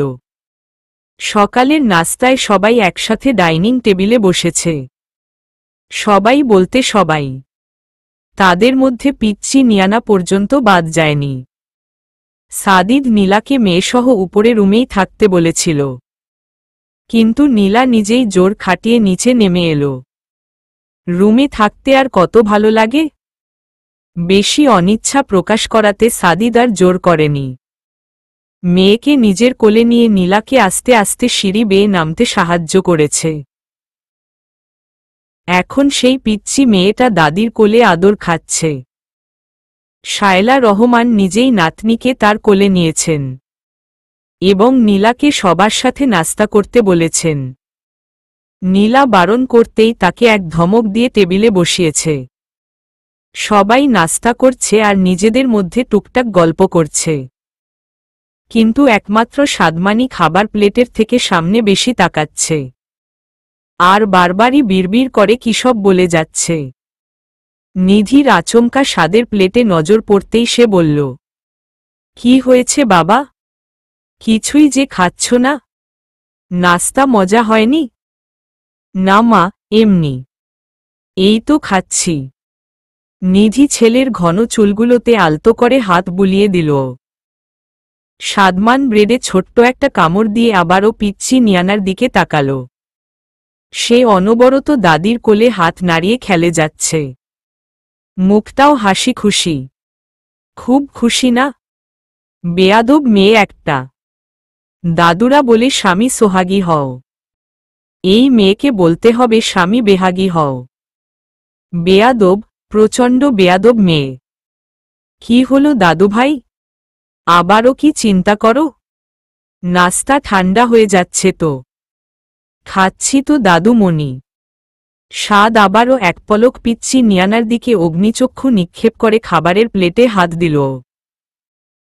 অপরদিকে পিচ্চি নিয়ানার নিঃশব্দের বাক্যগুলো যদি সাদমানের কান পর্যন্ত যেত তাহলে নিজের নামে এত উল্টো পাল্টা ভদ্র ভাষায় গালাগাল শুনে মুহূর্তেই হয়তো তেড়ে ফুঁড়ে আসল। কিন্তু ভাগ্যিস পিচ্চিদের মন্দ ভাষাগুলোও নিঃশব্দের হয়। মা, ওকে আমার কাছে দিন। আপনি এবার নাস্তাটা করে ফেলুন। শায়লা রহমান এবার আর দ্বিরুক্তি করল না। চুপচাপ নিওয়ানাকে নীলার কাছে দিয়ে দিল। সাদিদ উপরে যেতে নিতেই নীলা পিছনে ছুটল। তুমি কোথায় যাও? উপরে। কোনো দরকার নেই। একটু পরেই আবার টইটই করে নিচে নামবে। তার থেকে বরং নিচেই থাকো। এমন করেন কেন? প্লিজ যাই। সাদিদ ছোট্ট একটা হতাশাজনক শ্বাস ফেলল। মানুষকে কিভাবে ইমোশনালি ব্ল্যাকমেইল করতে হয় সেটা এই মামেয়ের থেকে শিক্ষা নেওয়া উচিত। দুষ্টু মেয়ে একটা। নীলা মাথা নুয়ে হেসে ফেলল। সাদিদ সাবধানে তাকে নিয়ে উপরে গেল। মেয়েটা তার কোলেই রইল। প্রিন্সেকে ধরো। আমি রেডি হব। নীলা মেয়েকে কোলে নিতেই সাদিদ অফিসিয়াল জামাকাপড় নিয়ে ওয়াশরুমে গেল। কিন্তু বেরিয়ে আসতেই সে কিছুটা অবাক হল। মেয়েকে বিছানায় শুয়ে রেখে নীলা তার লেদার ব্যাগ, ওয়ালেট, ঘড়ি সব একে একে বিছানায় সাজিয়ে রেখেছে। পিচ্চি মেয়ে থাকাতে সাদিদ এতটা আশা করেনি। কিন্তু নীলা তার ভাবনার ঊর্ধ্বে গিয়ে এই ছোট্ট কেয়ারটুকু করাতেই ভীষণ ভালো লাগল। আসলে সবসময় বড় বড় জিনিস করে ভালোবাসা প্রকাশ করা লাগে না। ভালোবেসে ছোট্ট একটা কাজ করলেও সেটার মূল্য অনেক। সাদিদ পুরোপুরি রেডি হয়ে ছোট্ট মেয়েটার দিকে এগিয়ে আসল। নিচু হয়ে নরম গালগুলোতে স্নেহময় আদর দিল। বাবাই যাই। নিমিষেই যেন মেয়ের মুখের মিষ্টি হাসিটা উধাও হয়ে গেল। সাদিদ অসহায় কণ্ঠে নীলার দিকে প্রশ্ন ছুড়ে দিল, এমন করলে যাব কিভাবে? আপনিও না। পিচ্চি মেয়ে আপনার, তার কথায় উঠবেন বসবেন নাকি? এই পাখি, আমার মেয়েকে ইনসাল্ট করছো নাকি? খবরদার, তার বাবাই কিন্তু শুনছে। নীলার চক্ষু প্রায় অক্ষিকোটর থেকে বেরিয়ে আসার উপক্রম। সে এতক্ষণ কার হয়ে কথা বলছিল? একেই বোধহয় বলে যার জন্য চুরি করলাম সেই বলে চোর। নীলা কিছুটা ক্ষেপা স্বরেই প্রত্যুত্তর করল, আপনাদের বাপ মেয়ের এসব ফালতু ঝামেলার মধ্যে আমি নেই। খবরদার যদি আমাকেও এসবে টেনেছেন তো। নীলা হনহনিয়ে ড্রেসিং টেবিলের সামনে গিয়ে দাঁড়াল। মিনিট দুয়েক অযথাই জিনিসপত্র এখান থেকে সেখানে করল। রাগ নয়, বরং বাপ বেটিকে একটা উচিত শিক্ষা না দিল আর হচ্ছে না। বারবার তারা নিজেদের সাথে মন কষাকষি করবে এবং নীলাকে আনবে সমস্যা সমাধানের জন্য। কিন্তু পরে হয় কি, তাদের মন কষাকষি সব মিটে গিয়ে নীলাকেই ভিলেন বানিয়ে ছেড়ে দেয়। এসব মানা যায়? আম্মা, তোমার রাগিলা আম্মা যে আরো রেগে গিয়েছে। কিভাবে রাগ কমাই? মেয়ে যেন বাবার প্রিয় শিষ্য। অভিমান ভুলে হালকা ঠোঁট বাঁকিয়ে হাসল। এই তো লক্ষ্মী আম্মা আমার, কি সুন্দর হেসেছে, আর মন খারাপ করে না। বাবা অফিসে গিয়ে সময় পেলেই কল করব, ঠিক আছে প্রিন্সেস? এবার মেয়ে আর রেগে থাকল না। পূর্বেকার মতোই তার ঠোঁটে হাসি লেগে রয়েছে। সাদিদ আবারও মেয়ের কপালে আদর দিয়ে উঠে দাঁড়াল। মেয়ে খুশি, এবার মেয়ের মাকে খুশি করার সময়। ভাগ্যিস অফিসটা নিজেদের, নতুবা মামেয়ের পিছনে এমন করে পড়ে থাকার ফলস্বরূপ চাকরিটা অনায়াসেই সাদিদকে গুডবাই বলে দিত। সাদিদ আস্তে করে গিয়ে নীলার পিছনে দাঁড়াল। নীলা টের পেলেও কোনোরকম পাত্তা দিল না। সাদিদ কিছু মুহূর্ত নীরব থেকে পিছন থেকে নীলার পেট জড়িয়ে ধরল। এখানে কি? সরুন বলছি। আপনাদের বাপ মেয়ের এমন সময় অসময়ের আধিক্যতায় আমি নেই। তুমি তো বড্ড হিংসুটে বউ। আমার পিচ্চি মেয়েটাকে পর্যন্ত হিসে করা শুরু করে দিয়েছ। নীলা কটমট চাহনি নিয়ে সাদিদের মুখের দিকে ঘাড় ঘুরিয়ে তাকাল। কিন্তু সাদিদের মুখে দুষ্টু হাসি দেখতেই কনুই দিয়ে তার পেটে খোঁচা দিল। সাদিদ নিচু স্বরে হেসে ফেলল। ঈশোস বউটা দিন দিন মারকুটে হয়ে যাচ্ছে। নীলা আবারও ছুটার জন্য দাপাদাপি শুরু করতেই সাদিদ আলতো করে তার কানের নিচে ঠোঁট ছুঁয়ে দিল। ব্যাস মেয়ে কুপোকাত। সাদিদ দাঁত দিয়ে ঠোঁট কামড়ে ধরল। পিছন ফিরে বিছানার দিকে তাকাতেই মেয়েকে হাত নাড়িয়ে খেলতে দেখল। সুযোগ যেহেতু আছে তাই রিক্স একটা নেওয়াই যায়। সাদিদ নীলার পাশ কাটিয়ে সামনে চলে আসল। অতপর আলতো করে তাকে কোলে তুলে নিল। আরে কি করেন? সাদিদ তার কথাকে পাত্তা দিল না। তাদের রুমটা বেশ বড়, তাই মেয়ের দৃষ্টির বাহিরে নিয়ে নীলাকে কোল থেকে নামাল। কেবিনেটের পাশে নীলাকে ঠেস দিয়ে দাঁড় করাতেই তার আবারও ছটফট শুরু। আমি তো কিছুই বুঝতে পারছি না। এসবের মানে কি? রাগ কমেছে? রাগ কখন করলাম? তার মানে বলছো রাগ নেই? থাকলেও বাকি অনেক কিছু। শুনি কেমন কিছু? এটা তো শোনানো যায় না, শুধু ফিল করা যায়। মানে হচ্ছে। সাদিদ বাক্যটা সমাপ্ত করল না। ছোট্ট করে নীলার ডান গালে চুমু খেল, অতপর অপর গালেও। নীলা ততক্ষণে তার কাজের ধরনে কথার সারমর্ম বুঝে নিয়েছে, তাই নরম স্বরে বলল, মেয়ে আছে, তাই তো এখানে নিয়ে এলাম। এখন বলো না এখানেও মেয়ে দেখতে পাবে? যেটা অসম্ভব। নীলা লাজুক হাসল। মেয়ের বাবাটা বড্ড অসভ্য। অফিসের জন্য লেট হচ্ছে না? হচ্ছে তো। তাই তুমি আর লেট না করালেই হয়। জানতো, সবসময় দুষ্টুমি। বরকে এমন শুকনো মুখে অফিসে পাঠিয়ে দিবে? এত নিষ্ঠুর তুমি। নীলা মেকি রাগ নিয়ে তাকাল, কিন্তু সেটাও ধরে রাখতে পারল না। ফিক করে হেসে ফেলল। সাদিদ তার গালের পিছনে হাত গলিয়ে ঝুঁকে আসল, আলতো করে কোমল ঠোঁটে নিজের পুরুষালী ঠোঁট চেপে ধরল। বার কয়েক ছোট্ট ছোট্ট চুমু খেয়ে ছেড়ে দেবার সময় শব্দ করে একটা আদুরে চুমু খেল। অতপর ভেজা ঠোঁটে প্রিয়তমার কপালে আলতো করে ভালোবাসাময় স্পর্শ আঁকল। অফিস ব্যাগটা নিয়ে দরজায় দাঁড়িয়ে দুষ্টু কণ্ঠে বলে উঠল, চাইলে অনুভবের সাথে সাথে শব্দও শোনা যায়। সে বেরিয়ে গেল। নীলা সেদিকে তাকিয়ে মুচকি হাসল। অতপর সর্বদা তার গমনপথের দিকে তাকিয়ে যেই প্রার্থনাটা করে আজকেও করতে ভুলল না, হে করুণাময়, তাকে দেখো, সব বিপদাপদ থেকে তাকে রক্ষা করো। সকালের পর থেকে দুপুর অবধি সাদিদের আর মুখ দর্শন পাওয়া গেল না, এমনকি ছোট করে আদুরে কণ্ঠের একটা ডাকও না।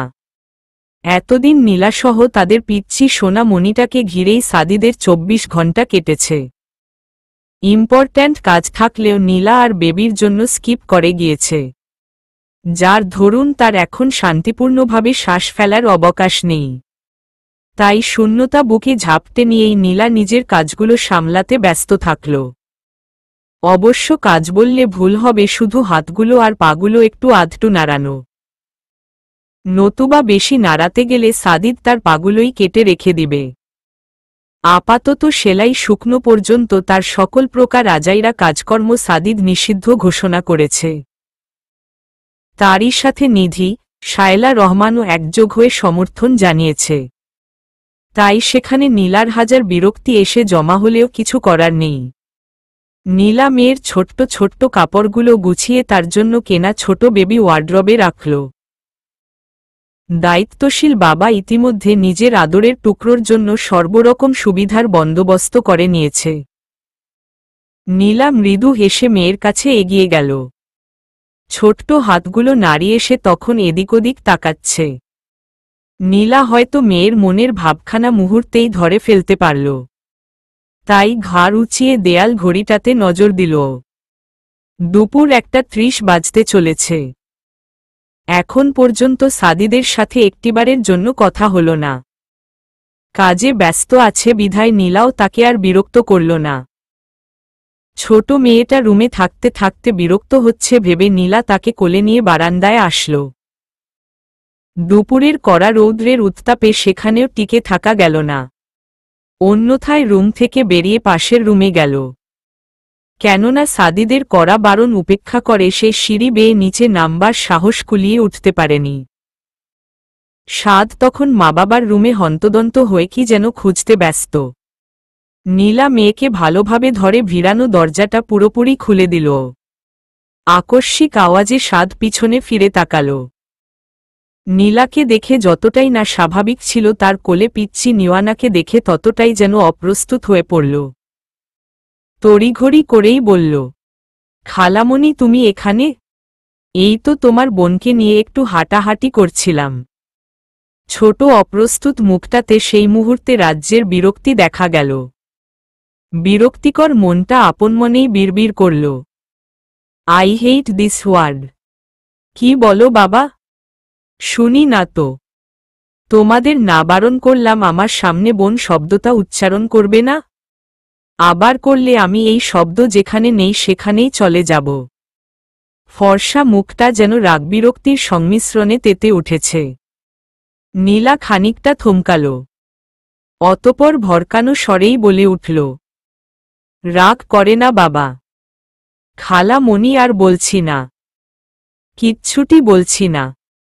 নীলা বিস্মিতপূর্ণ মুখশ্রী নিয়েই যাওয়ার জন্য সামনে পা বাড়াল, কিন্তু পিছন থেকে সাদের এতক্ষণের রাগ ভুলে খানিকটা নিচুগলায় মিয়ে যাওয়া স্বর শুনে থেমে গেল। কি হয়েছে বাবা? সাদ আর চোখে নীলার কোলে ছোট্ট তুলতুলে শরীরটার দিকে তাকাল। সে আবারও যেন বিব্রত হয়ে পড়ল।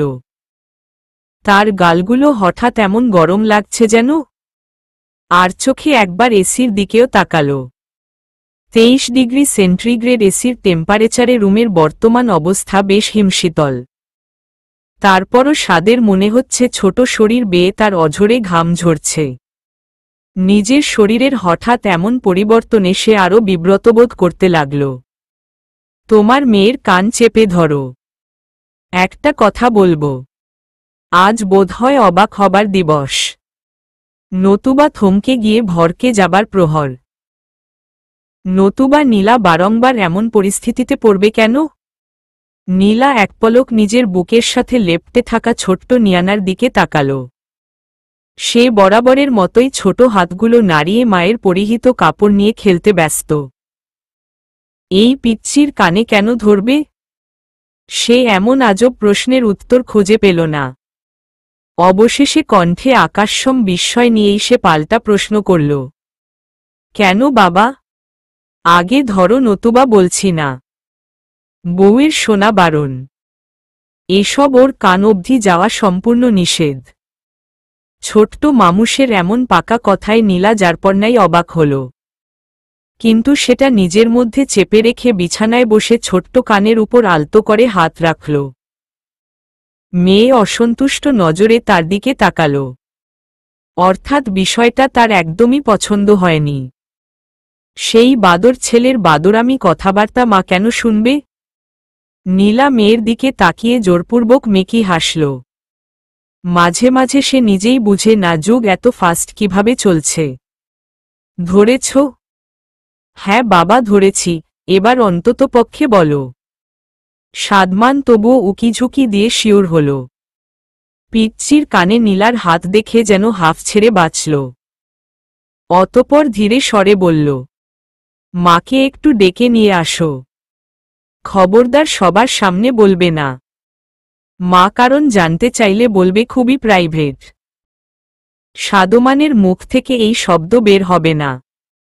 মা যেন স্বয়ং এসে আমার প্রাইভেট খবর দেখে যায়। নীলার কপালে ছোট্ট দুইটা ভাঁজ পড়ল। এই পিচ্ছি ছেলেপুলেগুলো নির্ঘাত একদিন তার মাথা খেয়ে নেবে। আমাকে বললে সমস্যা কি? প্রথম ভেবেছিলাম বলবো, কিন্তু এখন রিস্ক নিতে চাই না। তোমার বেয়াদব মেয়ে যদি আমার প্রাইভেট কথা আড়ি পেতে শুনে নেয়, তখন কি হবে? তাই আমি মোটেও সেই রিস্ক নিব না। তাহলে এতক্ষণ দাঁড়া করিয়ে ভাষণ ছাড়লি কেন? নীলা ক্ষেপে গিয়েছে। আর সেইটার বহিঃপ্রকাশ হিসেবে সাদমানকে তুই বলে সম্বোধন করেছে। এটা তাদের খালা ভাগিনার আদুরে সম্পর্ক। যখন পরিস্থিতি অনুকূল থাকে তখন আপনি পর্যন্ত চলে যায়, আর যখন প্রতিকূল তখন তুই যেতেও তাদের সময় লাগে না। অনেকদিন টিভিতে ভাষণ দেখে দেখে প্র্যাকটিস করেছি, তাই আজকে তোমার উপর একটু অ্যাপ্লাই করলাম। তোর এই বাদরামি। ফর গড শেখ খালামণি, মাকে একটু ডাক দাও। আমি আর পারছি না। সাদমান এবার জিন্সের 3/4 প্যান্ট ধরেই লাফালাফি শুরু করেছে। নীলার এবার সম্পূর্ণ বিষয়টা নজরে আসল। এতক্ষণ সাদমান চেয়ারের আড়ালে দাঁড়িয়ে ছিল বিধায় প্রাথমিক বিষয়টা সে আঁচ করতে পারেনি, কিন্তু এবার ঘটনা বুঝে আসতেই তার বেশ হাসি পেল। কিন্তু ভুলেও এই কাজ করা যাবে না, নতুবা ভূমিকম্প হবার তীব্র সম্ভাবনা। তাই সে মুখ চেপে শুধু বলল, বেশি নড়াচড়া করিস না। যেভাবে লাফাচ্ছিস, আমি আপুনিকে ডেকে নিয়ে আসছি। নীলা কথা বলে সেখানে আর এক মুহূর্ত দাঁড়াল না। সিঁড়ির উপর থেকেই নিধির উদ্দেশ্য হাঁক ছাড়ল। ছোট্ট নিওয়ানাকে নিয়ে সিঁড়ি বেয়ে নিচে যাওয়া তার জন্য সম্পূর্ণ বারণ। নতুবা ভালো করতে গিয়ে হিতে নীলার গর্দানও যেতে পারে। অসভ্য পুরুষদের মতিগতি বুঝা বড় দায়। প্রখর রৌদ্রদীপ্ত দ্বিপ্রহরের সমাপ্তি ঘটল। একে একে রক্তিম সূর্য পশ্চিম আকাশে হেলে পড়ার সময় ঘনিয়ে এল। আর তখনই বহু প্রত্যাশিত মানুষটির দুদণ্ড সময় হল। ফোনের রিংটোন প্রথমবার বেজে উঠতেই নীলা দ্রুত রিসিভ করল। আসসালামু আলাইকুম। ওয়ালাইকুম আসসালাম। কি করা হচ্ছে? আমাদের কথা পড়ে। আগে আপনি বলেন লাঞ্চ করেছেন কিনা? আমার মেসেজের রিপ্লে এলো না কেন? ফোনের অপর পাশে সাদিদের নিচু গলায় হাসির আওয়াজ পাওয়া গেল। সে হাসি চেপেই ধীরে সুস্থে গম্ভীর পুরুষালী কণ্ঠে বলে উঠল, সরি লক্ষ্মীটি, সারাদিন ভীষণ ব্যস্ত ছিলাম। আর সবেমাত্রই তোমার মেসেজটা চোখে পড়ল। আর মাত্রই কল করলাম। সরি বলতে হবে না, আমি জানি তো। এই জন্যই কল দিয়ে বিরক্তি করিনি। এখন কিন্তু মার পড়বে। তুমি কল দিল আমি বিরক্ত হব সেটা তোমাকে কে বলল? ফোনের এই পাশে এবার নীলাও হেসে ফেলল। বিছানার মাঝখানে সাদা জামা পরিহিত শুভ্র পরীটাকে তার দিকে একদৃষ্টিতে তাকিয়ে থাকতে দেখে তার ঠোঁটের কোণ আরও বিস্তৃত হল। মেয়ে যে বাবার প্রিয় শিষ্য সেটা আর বলার অপেক্ষা রাখে না। নীলা তার নরম গালে আদুরে হাত বুলিয়ে বলল, আচ্ছা দিন, কিন্তু এবার তাড়াতাড়ি লাঞ্চটা করেন, নতুবা সেটা একেবারে ডিনারে পরিণত হবে। আচ্ছা করব, কিন্তু আগে বলো আমার প্রিন্সেসটা কি করে? প্রিন্সেস তার বাবাকে খোঁজে। নীলার রাশভারী কণ্ঠস্বর। সাদিদ মাথা চুলকে দাঁত দিয়ে ঠোঁট কামড়ে মৃদু হাসল। অপর পাশ থেকে এই সুমধুর মিষ্টি কণ্ঠে নীলাও ফিক করে হেসে ফেলল। মেয়েকে একটু দেখাও তো, আমি ভিডিও কল দিচ্ছি। আচ্ছা। সাদিদ ফোন কাটতে গিয়েও আচমকা থেমে গেল এবং তড়িৎ গতিতে বলল, শুনো শুনো, আমার মেয়ে ছোট, তুমি ল্যাপটপ অন করো, ফোনে ওর চোখের সমস্যা হবে। আর শুনো, মেয়েকে কিন্তু স্ক্রিনের থেকে দূরে রাখবে। আমি দূর থেকেই তাকে দেখব। সাদিদের গলা বোধহয় শুকিয়ে এলো।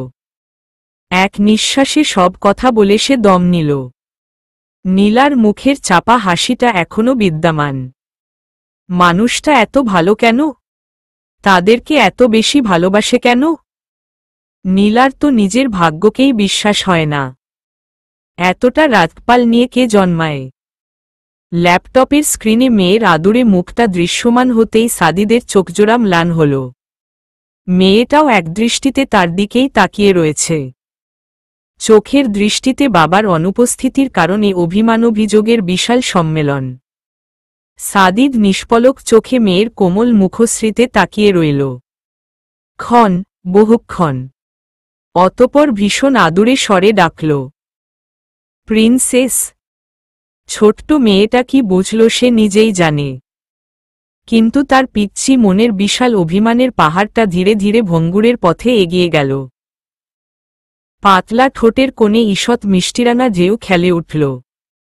পাশ থেকে এমন দৃশ্যে নীলাও মনে মনে বেশ প্রশান্তি অনুভব করল, কিন্তু মুখে বলল, ঈশোস বাপ মেয়ের কত আহ্লাদ। এই পাখি, দিন দিন তুমি বড্ড হিংসুটে হচ্ছ। ছাই হচ্ছি। মুখে মুখে তর্ক করো। তর্ক করার জন্যই মুখ দেওয়া হয়েছে। আমার ক্ষেত্রে কিন্তু ভিন্ন। শুধু তর্কই নয়, বরং অনেক কিছুই করা যায়। এক্সাম্পল চাও নাকি? সাদিদের ঠোঁটের কোণে দুষ্টু হাসিটা দেখে নীলা এবার নিভে গেল। তৎক্ষণাৎ লজ্জায় মাথা নুইয়ে ফেলল। পিচ্ছিটা তখনও একধানে বাবা মায়ের খুনসুটি দেখতে ব্যস্ত। সাদিদ লজ্জাবতীকে আর লজ্জায় না ফেলে মেয়ের দিকে তাকিয়ে বলল, বাবাই রাখি এখন? মেয়ে স্ক্রিনের দিকে হাত বাড়াতে চাইল, যেন বাবার মুখটা আলতো হাতে ছুঁয়ে দিয়ে চায়। সাদিদ এক প্রকার দমবন্ধ করেই কল কাটল। আর আবারও বিরামহীনভাবে কাজে লাগল। এখন যে আরও দ্রুত সব কাজ শেষ করতে হবে। আদুরে প্রাণগুলোর কাছে ফিরতে হবে যে। নিস্তব্ধ রাত্রির সবাই যখন ঘুমে বিভোর সাদিদ তখন পদ্মলায় পা রাখল। অতিদ্রুত সবকিছু শেষ করতে যেয়েও শেষ করতে পারল না। ডুপ্লিকেট চাবি দিয়ে সে নিজেই দরজাটা খুলে ভেতরে গেল। সিঁড়ি বেয়ে দক্ষিণ পাশের রুমটার সামনে আসতেই তার বুক চিরে একটা দীর্ঘশ্বাস বেরিয়ে আসল। দরজাটা সে আসবে বিধায় চাপা দেওয়া ছিল। সাদিদ হালকা করে ধাক্কা দিয়ে এক প্রকার বিনা শব্দেই ঘরে প্রবেশ করল। নীলচে আলোয় বিছানায় ঘুমন্ত তুই মানবীকে দেখেই তার ঠোঁটের কোণে মলিন হাসি ফুটে উঠল। অফিসিয়াল জামাকাপড় নিয়েই সে ওয়াশরুমে ঢুকে গেল। একেবারে শাওয়ার শেষে ওয়াশরুম থেকে বেরিয়ে আসতেই কিছুটা অবাক হল। কেননা নীলা ততক্ষণে ঘুম ঘুম চোখে বিছানায় হেলান দিয়ে বসেছে। ঘরের মৃদু নীলচে আলোর সাথে এখন বেডসাইড টেবিলের ডানপাশের টেবিল ল্যাম্পটাও ঝালানো, যার ধরুন প্রিয়তমা স্ত্রীর মুখটা সেই আলোতে অনেকটাই দৃশ্যমান। সাদিদ তোয়ালে দিয়ে ভেজা চুল মুছতে মুছতেই এগিয়ে আসল। উঠে পড়লে যে? এমনি। ঘুম ভেঙে গেল। আপনি আমাকে ডাকেননি কেন? সাদিদ তার প্রশ্নের প্রত্যুত্তর দিল না, বরং ভেজা তোয়ালেটা চেয়ারের উপর মেলে দিয়ে নীলার কাছে এগিয়ে আসল। নিচু হয়ে নীলার মাথায় সময় নিয়ে নিজের পুরুষালী রুক্ষ ঠোঁটগুলো ছুঁয়ে রাখল। নীলাও তার কাজে বাধা দিল না। নিঃশব্দে নিঃসংকোচে স্বামীর একান্ত ভালোবাসা উপভোগ করল। সাদিদ তাকে ছেড়ে নিজেই টেবিল ল্যাম্পটা অফ করে দিয়ে ঘরটাকে নীলচে আলো অন্ধকারে ডুবিয়ে রাখল। অতপর নীলার অপর পাশে গিয়ে ঘুমন্ত মেয়ের ছোট্ট শরীরটাকে নিজের সাথে আঁকড়ে নিয়ে চোখ বন্ধ করল। নীলা এতক্ষণ কেবল নিঃশব্দে সাদিদকে দেখল, কিচ্ছুটি বলল না। কেননা ওয়াশরুম থেকে বেরিয়ে আসার পরপরই নীলা তার ক্লান্ত মুখে মলিন হাসিটা খেয়াল করেছে। সাদিদ যেহেতু নিজে কিছু বলেনি তাই নীলাও তাকে ঘাঁটতে গেল না। বলার হলে সাদিদ নিজেই তাকে বলবে, এতটুকু বিশ্বাস তো নীলার তাকে চোখবন্ধ করেই হয়। তাই কেবল কোমল হাতটা প্রিয়তমের ভেজা চুলে গলিয়ে দিল। খুবই যত্নের সাথে কপালের চুলগুলো সরিয়ে দিতে লাগল। নীলার স্পর্শে সাদিদ আর চোখ বন্ধ করে রাখতে পারল না। এই সর্বনাশা রমণী যে তার সবকিছুতেই নিজের রাজত্ব চালায়, কষ্টটুকুও তাকে একা ভোগ করতে দেয় না। এতটাই পাষাণ সে। সাদিদ উবু হয়েই মুখটা একটু উপরে তুলে নীলার চোখে চোখ রাখল। অতপর শান্ত সিক্ত স্বরে বলল, প্রাণপাখি, একটু বুকে আসবে? নীলা সম্মোহনের মতো নিঃশব্দে বিছানা ছেড়ে উঠে দাঁড়াল। অতপর সাদিদের পাশে গিয়ে তার ছোট্ট নরম শরীরটা বলিষ্ঠ বুকে মেলে দিল। সাদিদ কালবিলম্ব করল না। তৎক্ষণাৎ শক্তপোক্ত হাতগুলো দিয়ে নীলাকে নিজের সাথে এক প্রকার পিষে নিল। বুকের ভেতরের ঝড়টা যেন বিপরীত কালবৈশাখীর ন্যায় অগ্নিয় ঝড়ের সাথে পাল্লা দিয়ে ক্রমশ দুর্বল হয়ে পড়েছে। খুব যেন প্রশান্তি। ঘুমন্ত মেয়েটা না উঠে যায়, যার ধরুন সাদিদ বলিষ্ঠ পুরুষালী হাতে তুলোর মতন নরম শরীরটাকে আলতোভাবে কোলে তুলে নিল। রুমের ধূসর বর্ণের ডাবল সোফাটায় প্রিয়তমার নরম শরীরটাতে তখন নিজের ভেতরকার ঝড়ের বাতাস বইতে লাগল। আগ্রাসী কামড়ে চুমুতে নীলা তখন তিরতির করে কাঁপছে। সবেমাত্র গোসল করার পরও সাদিদের সিক্ত শরীর বেয়ে ঘাম ঝরতে লাগল। সে মাথা গলিয়ে পাতলা সাদা টি-শার্টটা খুলে মেঝেতে এক প্রকার ছুঁড়ে ফেলল। দক্ষ হাতে নীলার বিনুনি করা চুলগুলোও মেলে দিল। অতপর পরনের খুবই মোলায়েম পাতলা জামাটাতে হাত দিল। কিন্তু এবার নীলা বাধা দিতে চাইল। দুর্বল হাতটা দিয়ে সাদিদের হাত চেপে ধরল। সাদিদ একবার ঘাড় উঁচিয়ে নীলার মুখের দিকে তাকাল। হালকা নীলচে আলোতেও প্রিয়তমার রক্তিম মুখশ্রী তার নজর এড়াল না। তাই ধরে রাখা হাতটাতে আলতো করে ঠোঁট ছুঁয়ে দিল। নীলার হাতের চাপ নিমিষেই আলগা হয়ে এল। সাদিদ ঝুঁকে এসে উন্মুক্ত গলায় মুখ গোজল খোঁচা খোঁচা দাড়ির মৃদু ঘষায় নীলার হাতগুলো তখন সাদিদের মাথার পিছনের মসৃণ চুলগুলো টেনে ধরেছে। সাদিদ আরও নিচে নেমে এলো এবং একান্ত ব্যক্তিগত জায়গায় শরীরে ঝড় তোলা উষ্ণ স্পর্শ দিল। নীলচে আলোয় বদ্ধ রুমে কতক্ষণ এই প্রেমের মাতলামি চলল সেটা ঘড়ির কাঁটাতে সময় নির্ধারণ করা কষ্টকর। কি হয়েছে বলুন আমাকে? আপনি এত অস্থির কেন? আসার পর থেকেই দেখছি।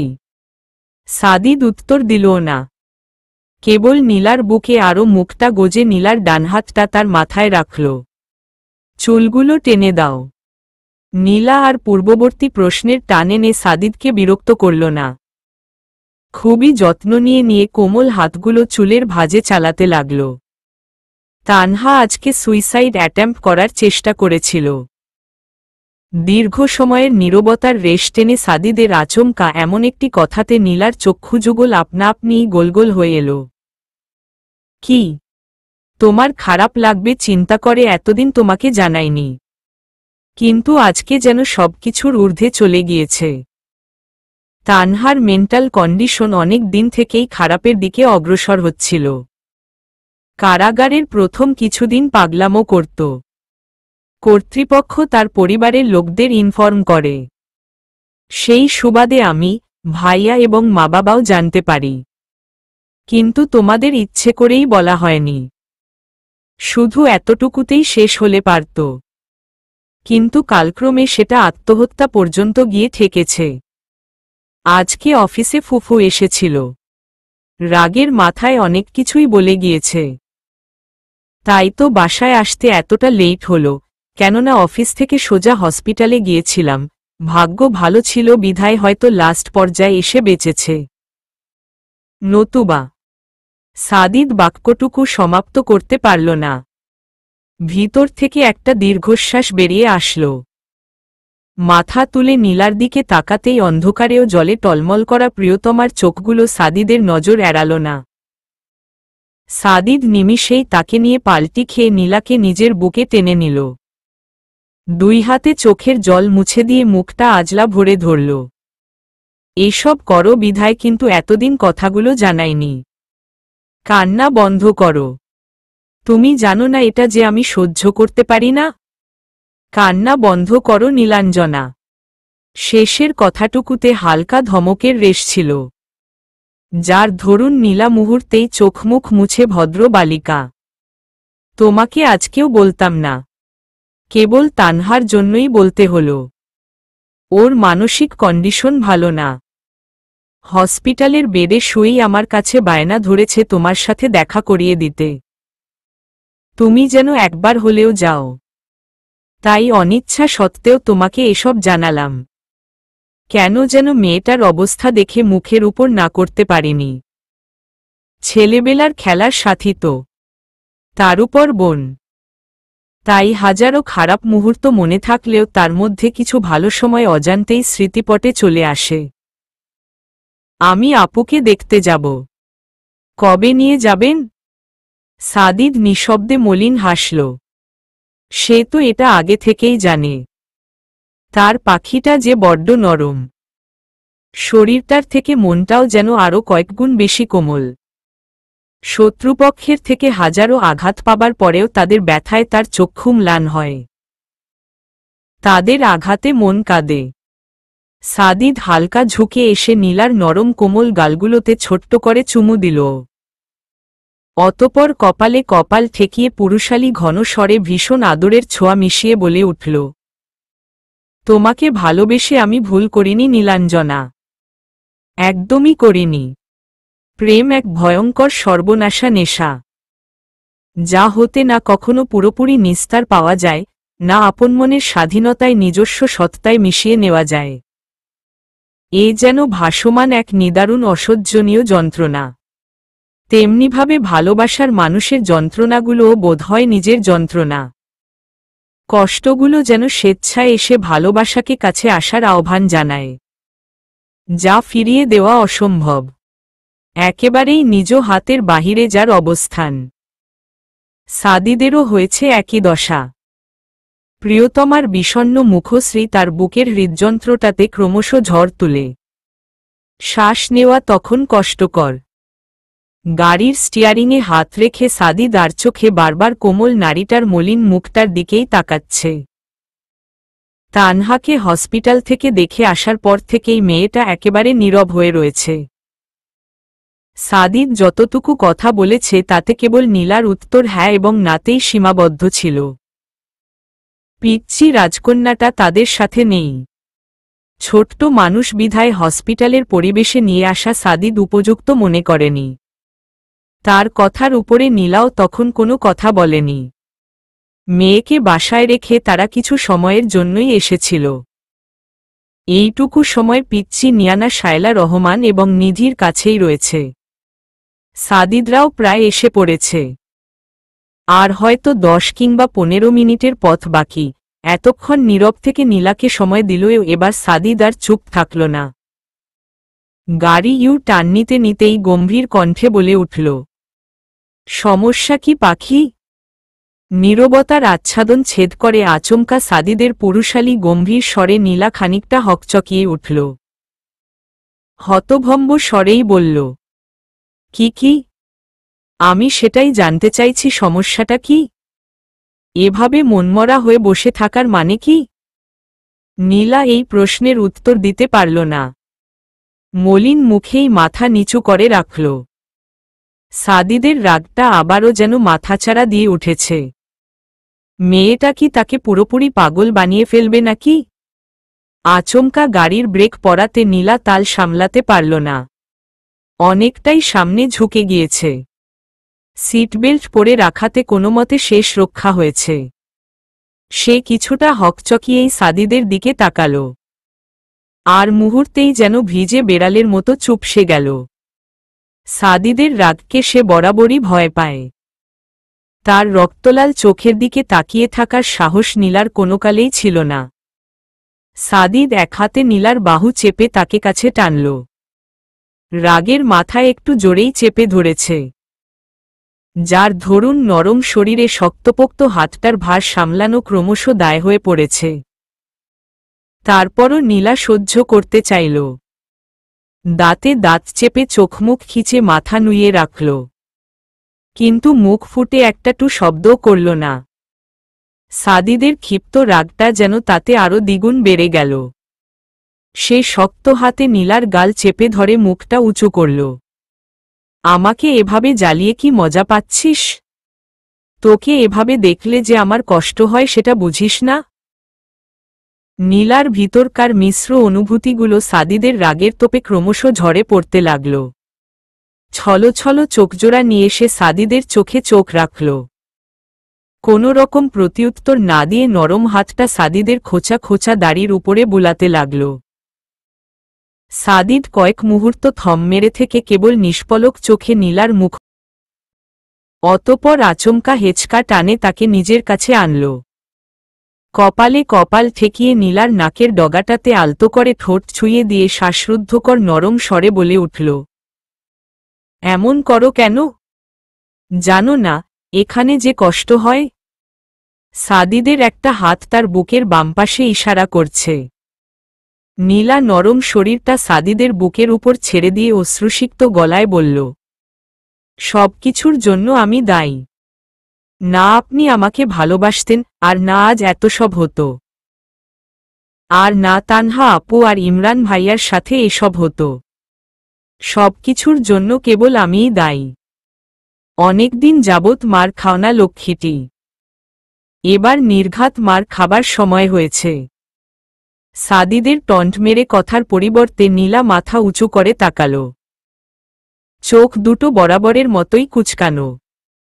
সাদিদ তার মুখশ্রীতে বেশি নজর দিল না, নতুবা না চাইতেও হাসি এসে পড়বে। তাই নীলার মেদুর গালে আলতো করে টিপে দিয়ে পূর্বের রাশভারী স্বর ত্যাগ করে গম্ভীর কণ্ঠে বলল, তোমার জন্য কিছু হয়নি। তারা কেবলমাত্র নিজেদের কর্মফল ভোগ করছে।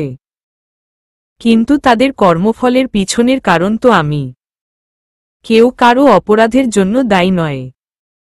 নিজেদের বিবেক দিয়ে তারা সেটা করেছে। তুমি কাউকে বাধ্য করনি, তাই এমনটা ঘুণাক্ষরেও চিন্তা করবে না, নতুবা আমার থেকে খারাপ আর কেউ হবে না। সাদিদের কণ্ঠস্বরে আচমকাই আবারও রাগের আভাস পরিলক্ষিত হল। নীলা আর রাগ বাড়িয়ে কিছু বলার সাহস পেল না। এমনিতেই আজ কম বকাঝকা খায়নি, নতুবা হিসেবের খাতায় অতিরিক্ত পড়লে বদহজম হয়ে যাবে। সাদিদ আলতো হাতে নীলার গালে হাত বুলিয়ে কপালে ছোট্ট করে চুমু খেয়ে নিজের জায়গায় চলে আসল। গাড়ি পুনরায় স্টার্ট দিতে দিতে ভীষণ নরম গলায় বলল, আমি তোমাকে ঠিক কতটা চাই সেটা ভাষায় প্রকাশ করা অসম্ভব পাখি, তাই অন্ততপক্ষে আমার জন্য হলেও আর কখনো এসব নিয়ে মন খারাপ করে থেকো না। তোমার বিষণ্ণ মুখশ্রী দেখলে আমার হৃদয় অদৃশ্য রক্তক্ষরণ হয়। এই যন্ত্রণা সহ্য সীমারেখার ঊর্ধ্বে। নীলার চোখজোড়া আবারও কৃতজ্ঞতায় ছলছল করে উঠল। জীবনে চলার পথে এত ঝড়ঝাপটা পার করে এসেও যখন ভালোবাসার মানুষটা সর্বদা পাশে থাকার, নিরন্তরভাবে বিশ্বাস করার প্রত্যাশা রাখে, তখন সবকিছুই মুগ্ধতার ঊর্ধ্বে জায়গা করে নেয়। পৃথিবী তখন সুন্দর, একটু বেশিই যেন তার সৌন্দর্য প্রকাশ পায়। নীলা হাত বাড়িয়ে সাদিদের বাম হাতটা নিজের দুই হাতে আঁকড়ে ধরল। কোমল পেলব ঠোঁটযুগল খুবই আলতো করে সাদিদের লোমশ হাতটার উপর চেপে ধরল। তাতে সাদিদের ঠোঁটের কোণ জুড়ে ঈষৎ হাসির রেখা ফুটে উঠল। প্রিয়তমার হাতটা বুকে চেপে ধরেই সে সমানে ডাইভিংয়ে মনোনিবেশ করল। রান্নাঘরের কিছু কাজের জন্য নিধি পিচ্ছি নিওয়ানাকে শায়লা রহমানের কাছে দিয়ে সেদিকে গেল। শায়লা রহমান পিচ্ছিটার শরীরে বেবি অয়েল মাখিয়ে দিচ্ছে। বয়স্ক মানুষের এই এক অভ্যাস। পিচ্ছি পাচ্ছিকে পাশে পেলেই দিন নাই রাত নাই মালিশটালিশে লেগে পড়ে। ছোট সাদো শায়লা রহমানের রুমেই আছে। সে পিচ্ছিটার পাশেই অস্থির হয়ে ঘুরঘুর করছে।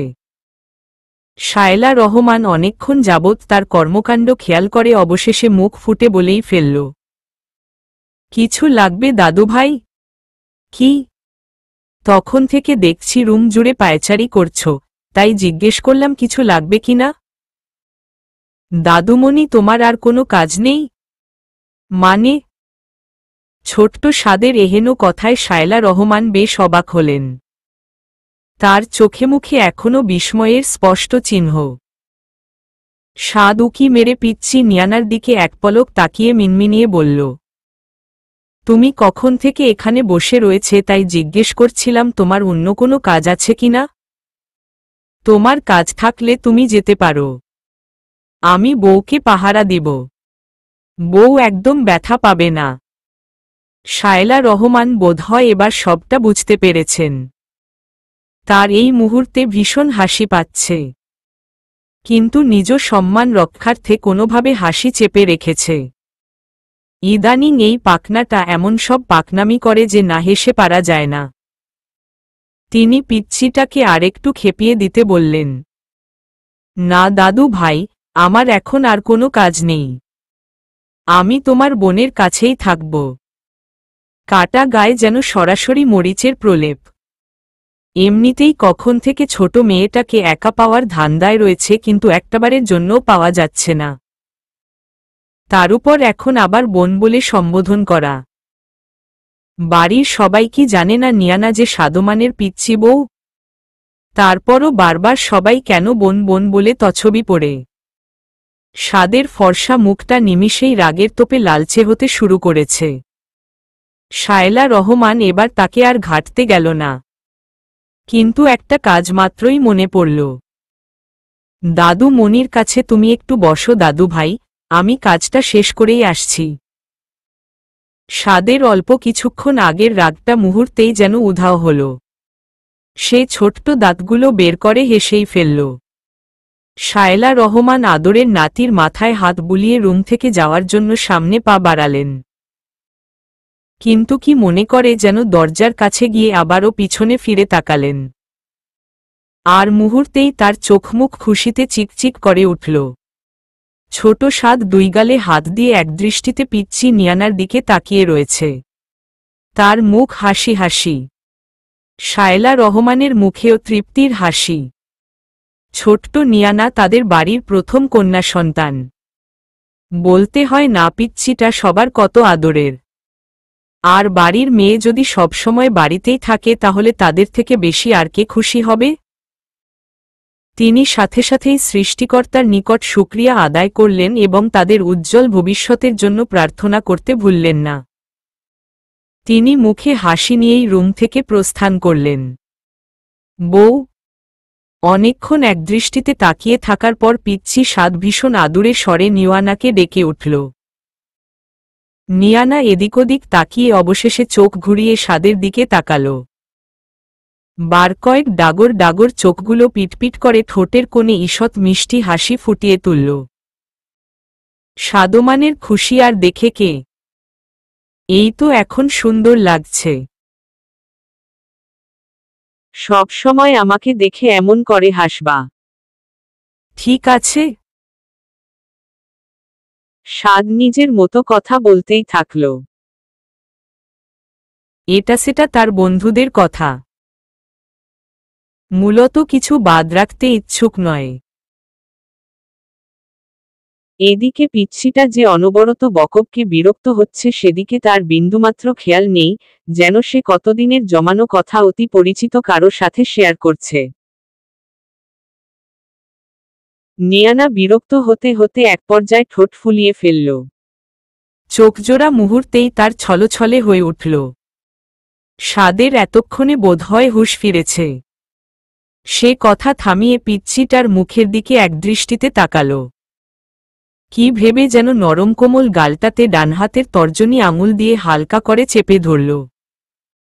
স্পঞ্জের মতো সাদের হাতটা পিচ্চির গালে চেপে যাচ্ছে। সে তার দুষ্টুমি রিপিট করতে লাগল। আর ছোট্ট নিয়ানা পারে না এখনই উঠে বসে সাদের ছোট চুলগুলো সজোরে টেনে ধরতে। রাগে পিচ্চির ফর্সা মুখটা আরো লালচে হয়ে দাঁড়িয়েছে। বউ, তোমার গালগুলো কি নরম। চাপ দিলই আঙুল নিচে চলে যায়। আরেকবার দেই? সাদ প্রশ্ন ঠিকই করল, কিন্তু নিয়ানা তার প্রত্যুত্তর দেওয়ার আগেই সাদ তার গাল টেনে ধরল। আপাতদৃষ্টিতে দেখলে মনে হবে সে ভীষণ উৎসাহ নিয়ে কোনো খেলা খেলছে। ছোট নিয়ানা এতক্ষণ সহ্য করে গেলেও এবার সাদের পাগলামি তার সহসীমার বাহিরে পৌঁছে গিয়েছে। সে বরাবরই নিঃশব্দে ঠোঁট ভেঙে কান্না করে। এবারও তাই হল। সাদ আহত দৃষ্টিতে পিচ্চিটার দিকে তাকাল। তার এতক্ষণের সামান্য মজা করাতে পিচ্চিটা যে কান্না করবে এটা সে ভাবতেই পারেনি। হুশ কাঁদে না, আদর করছি কাঁদে না। সাদ নিজেই ছোট, তারপরও নিয়ানাকে কোলে নিতে চাইছে, কিন্তু অভ্যাস না থাকার ধরুন সুবিধা করতে পারছে না, তাই বালিশে শুইয়ে রেখেই আস্তে আস্তে বড়দের মতো বুকে পিঠে হাত বুলিয়ে শান্ত করতে চাইল। ধীরে ধীরে নিয়ানা নিঃশব্দের কান্না বন্ধ করল। আর ফ্যাল ফ্যাল করে ছোট সাদমানের মুখের দিকে তাকিয়ে রইল। তাকে স্বাভাবিক দেখে সাদমানও যেন হাফ ছেড়ে বাঁচল। আর খুশির চুটে টুপ করে নরম গালে চুমু খেয়ে বসল। ছোট্ট নিয়ানাটা তার কর্মে চোখ বাঁকিয়ে তাকাল। সে যদি বলতে পারত তাহলে হয়তো অবশ্যই এই নির্লজ্জ ছেলেটাকে কয়েকটা বড় বড় কথা শুনিয়ে দিত। একেবারে লজ্জাশ্রম খেয়ে বসে আছে। হুটহাট কাছে এসে টুপটাপ চুমু খেয়ে চলে যায়।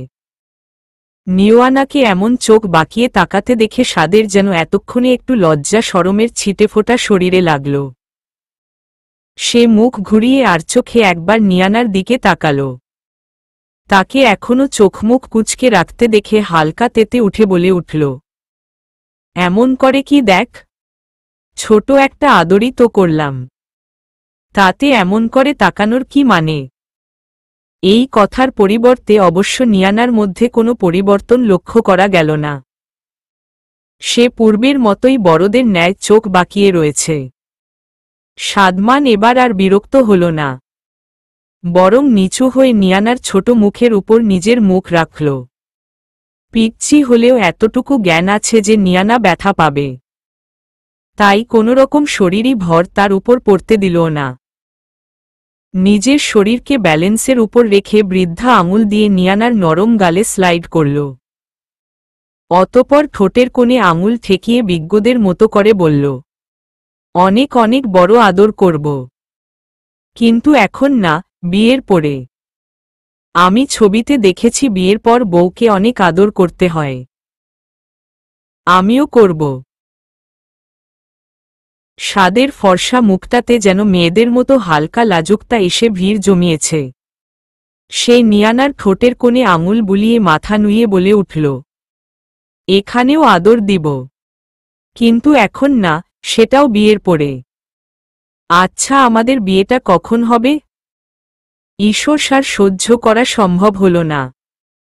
নিয়ানা এবার নিজের ভদ্র সত্তা ভুলে গিয়ে শব্দ করেই কান্না শুরু করল। সাদ অতি দ্রুত সোজা হয়ে ঠিক করে বসল। এই কাঁদে না। চুপ চুপ। কার কথা কি শুনে নিয়ানা গলা ফাটিয়ে কান্না শুরু করেছে। পিচ্ছিটা এত জোরে কান্না শুরু করেছে যে নিচ পর্যন্ত শোনা যাচ্ছে। নিধির কানে নিয়ানার কান্নার আওয়াজ পৌঁছাতেই সে এক প্রকার হুড়মুড়িয়ে উপরে উঠল।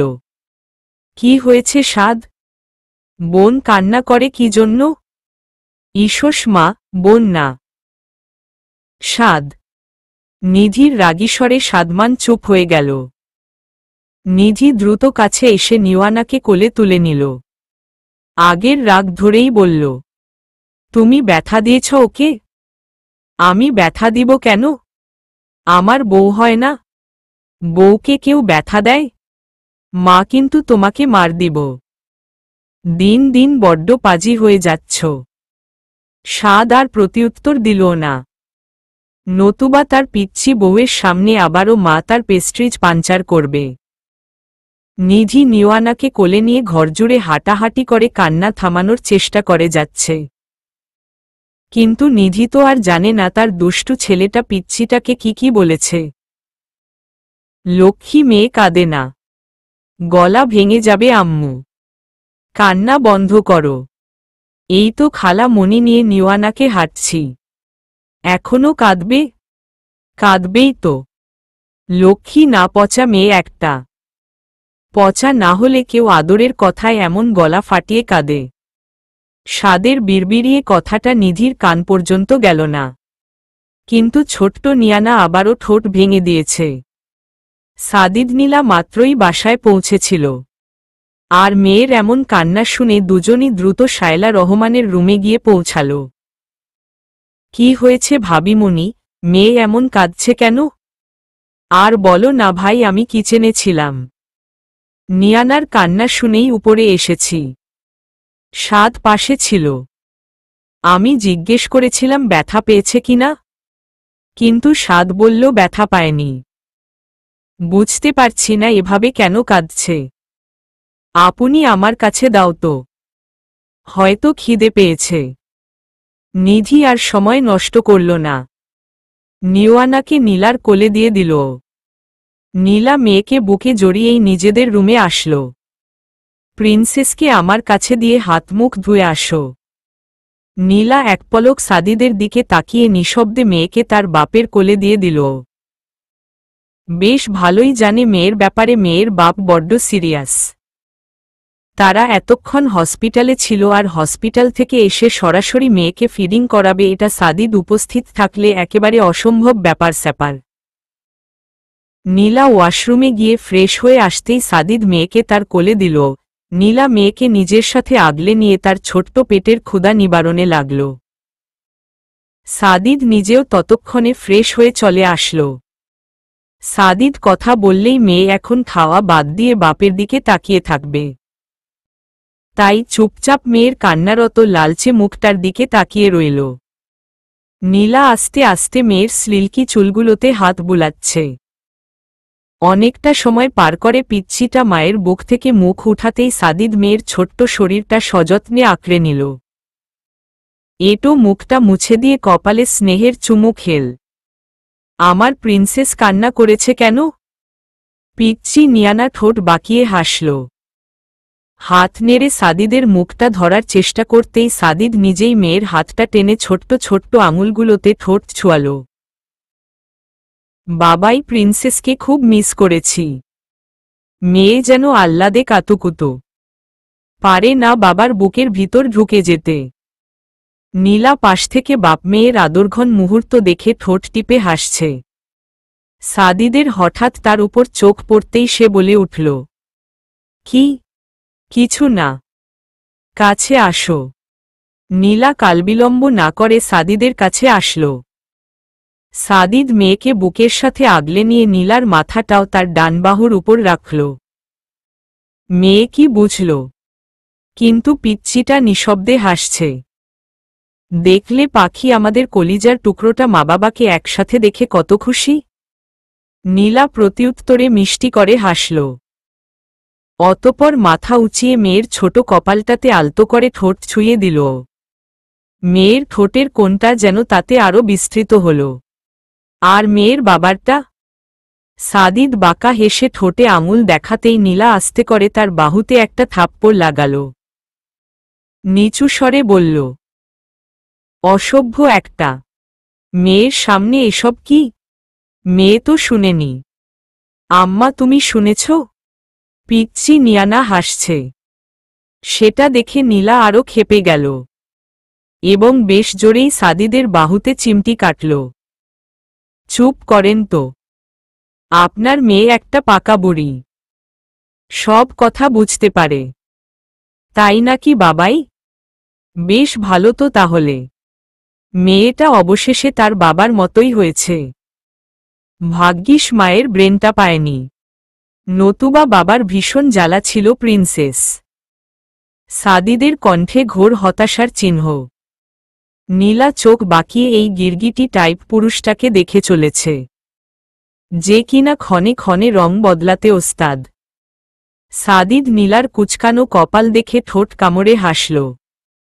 চোখের পলকে মেয়ের দৃষ্টির আড়ালে নীলার হালকা গোলাপি অধৈর্যগোল ছুঁয়ে দিল এবং অতি দ্রুত স্বল্প সময়ের মধ্যে মিষ্টি চুমুর অদলবদলও হয়ে গেল। নীলা এখনও আহাম্মকের মতো ঠোঁটে হাত ছুঁয়ে রয়েছে। ঠিক কয়েক সেকেন্ড আগে কি হয়ে গেল সেটা তার ব্রেনও যেন ক্যাচ করতে পারেনি। ব্রেনে বার্তা পৌঁছানোর আগেই কাজ শেষ।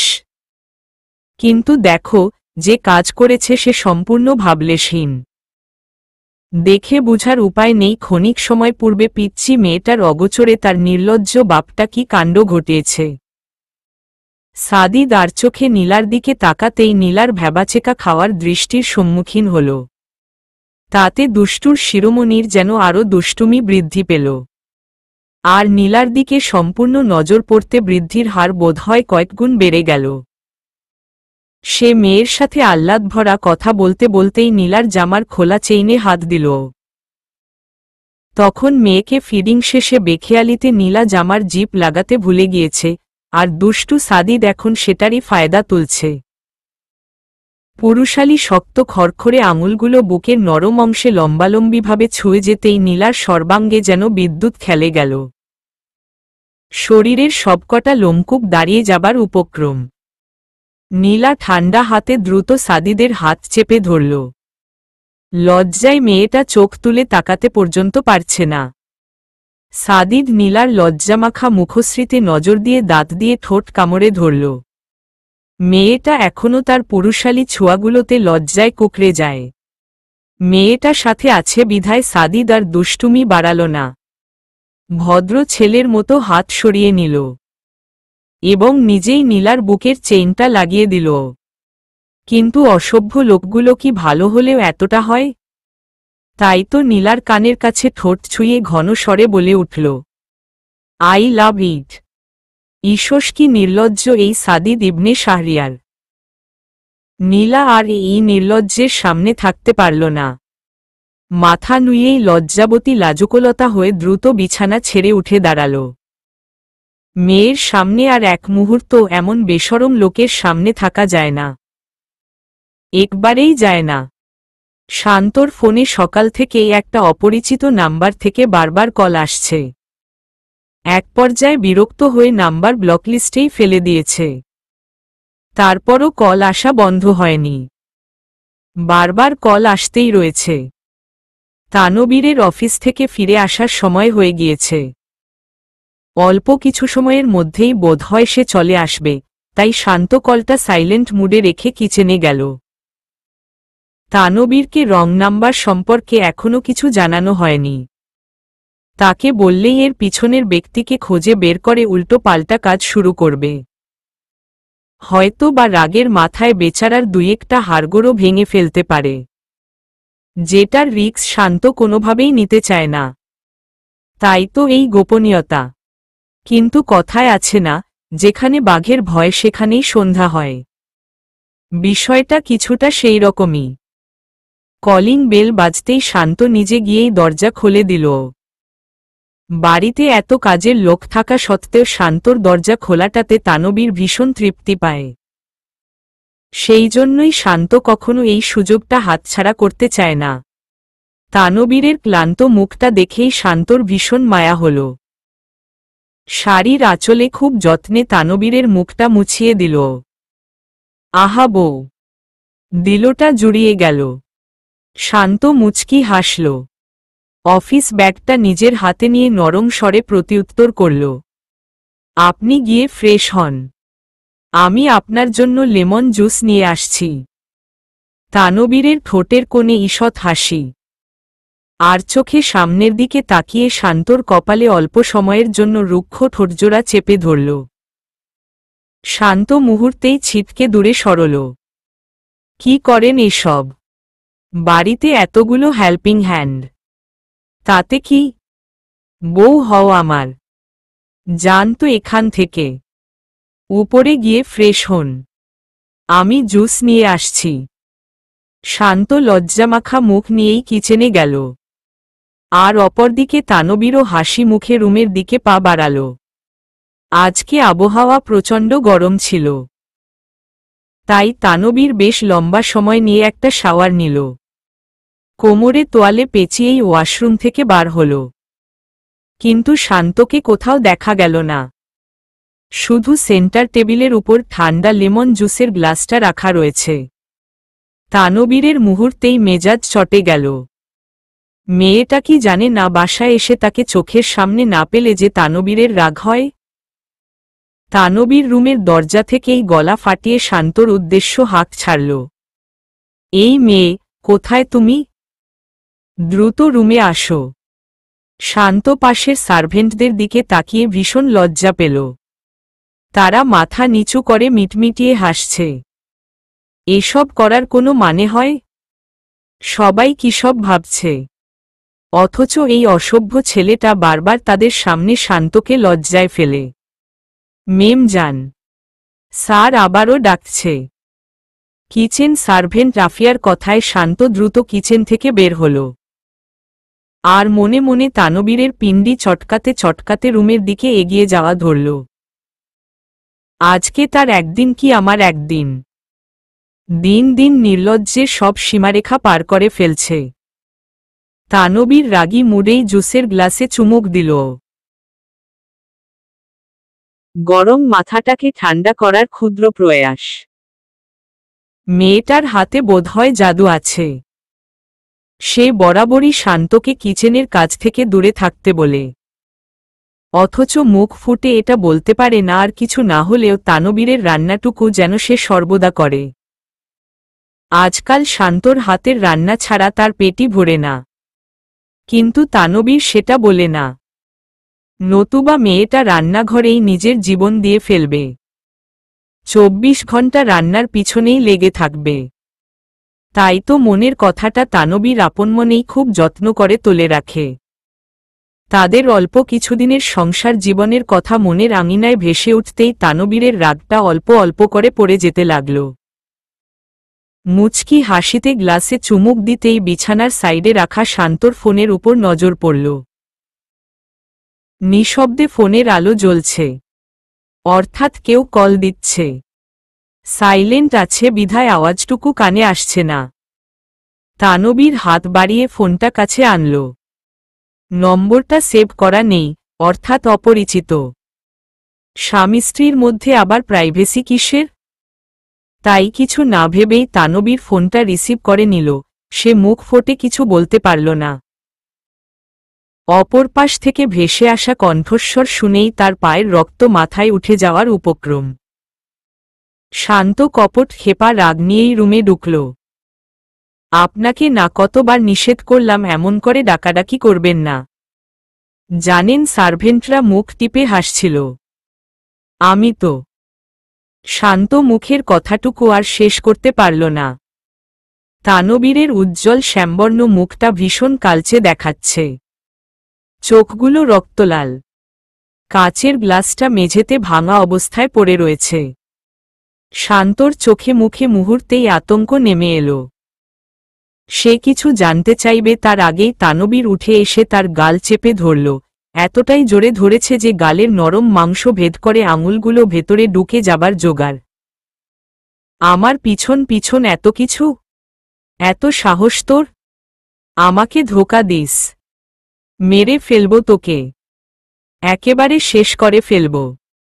চলবে।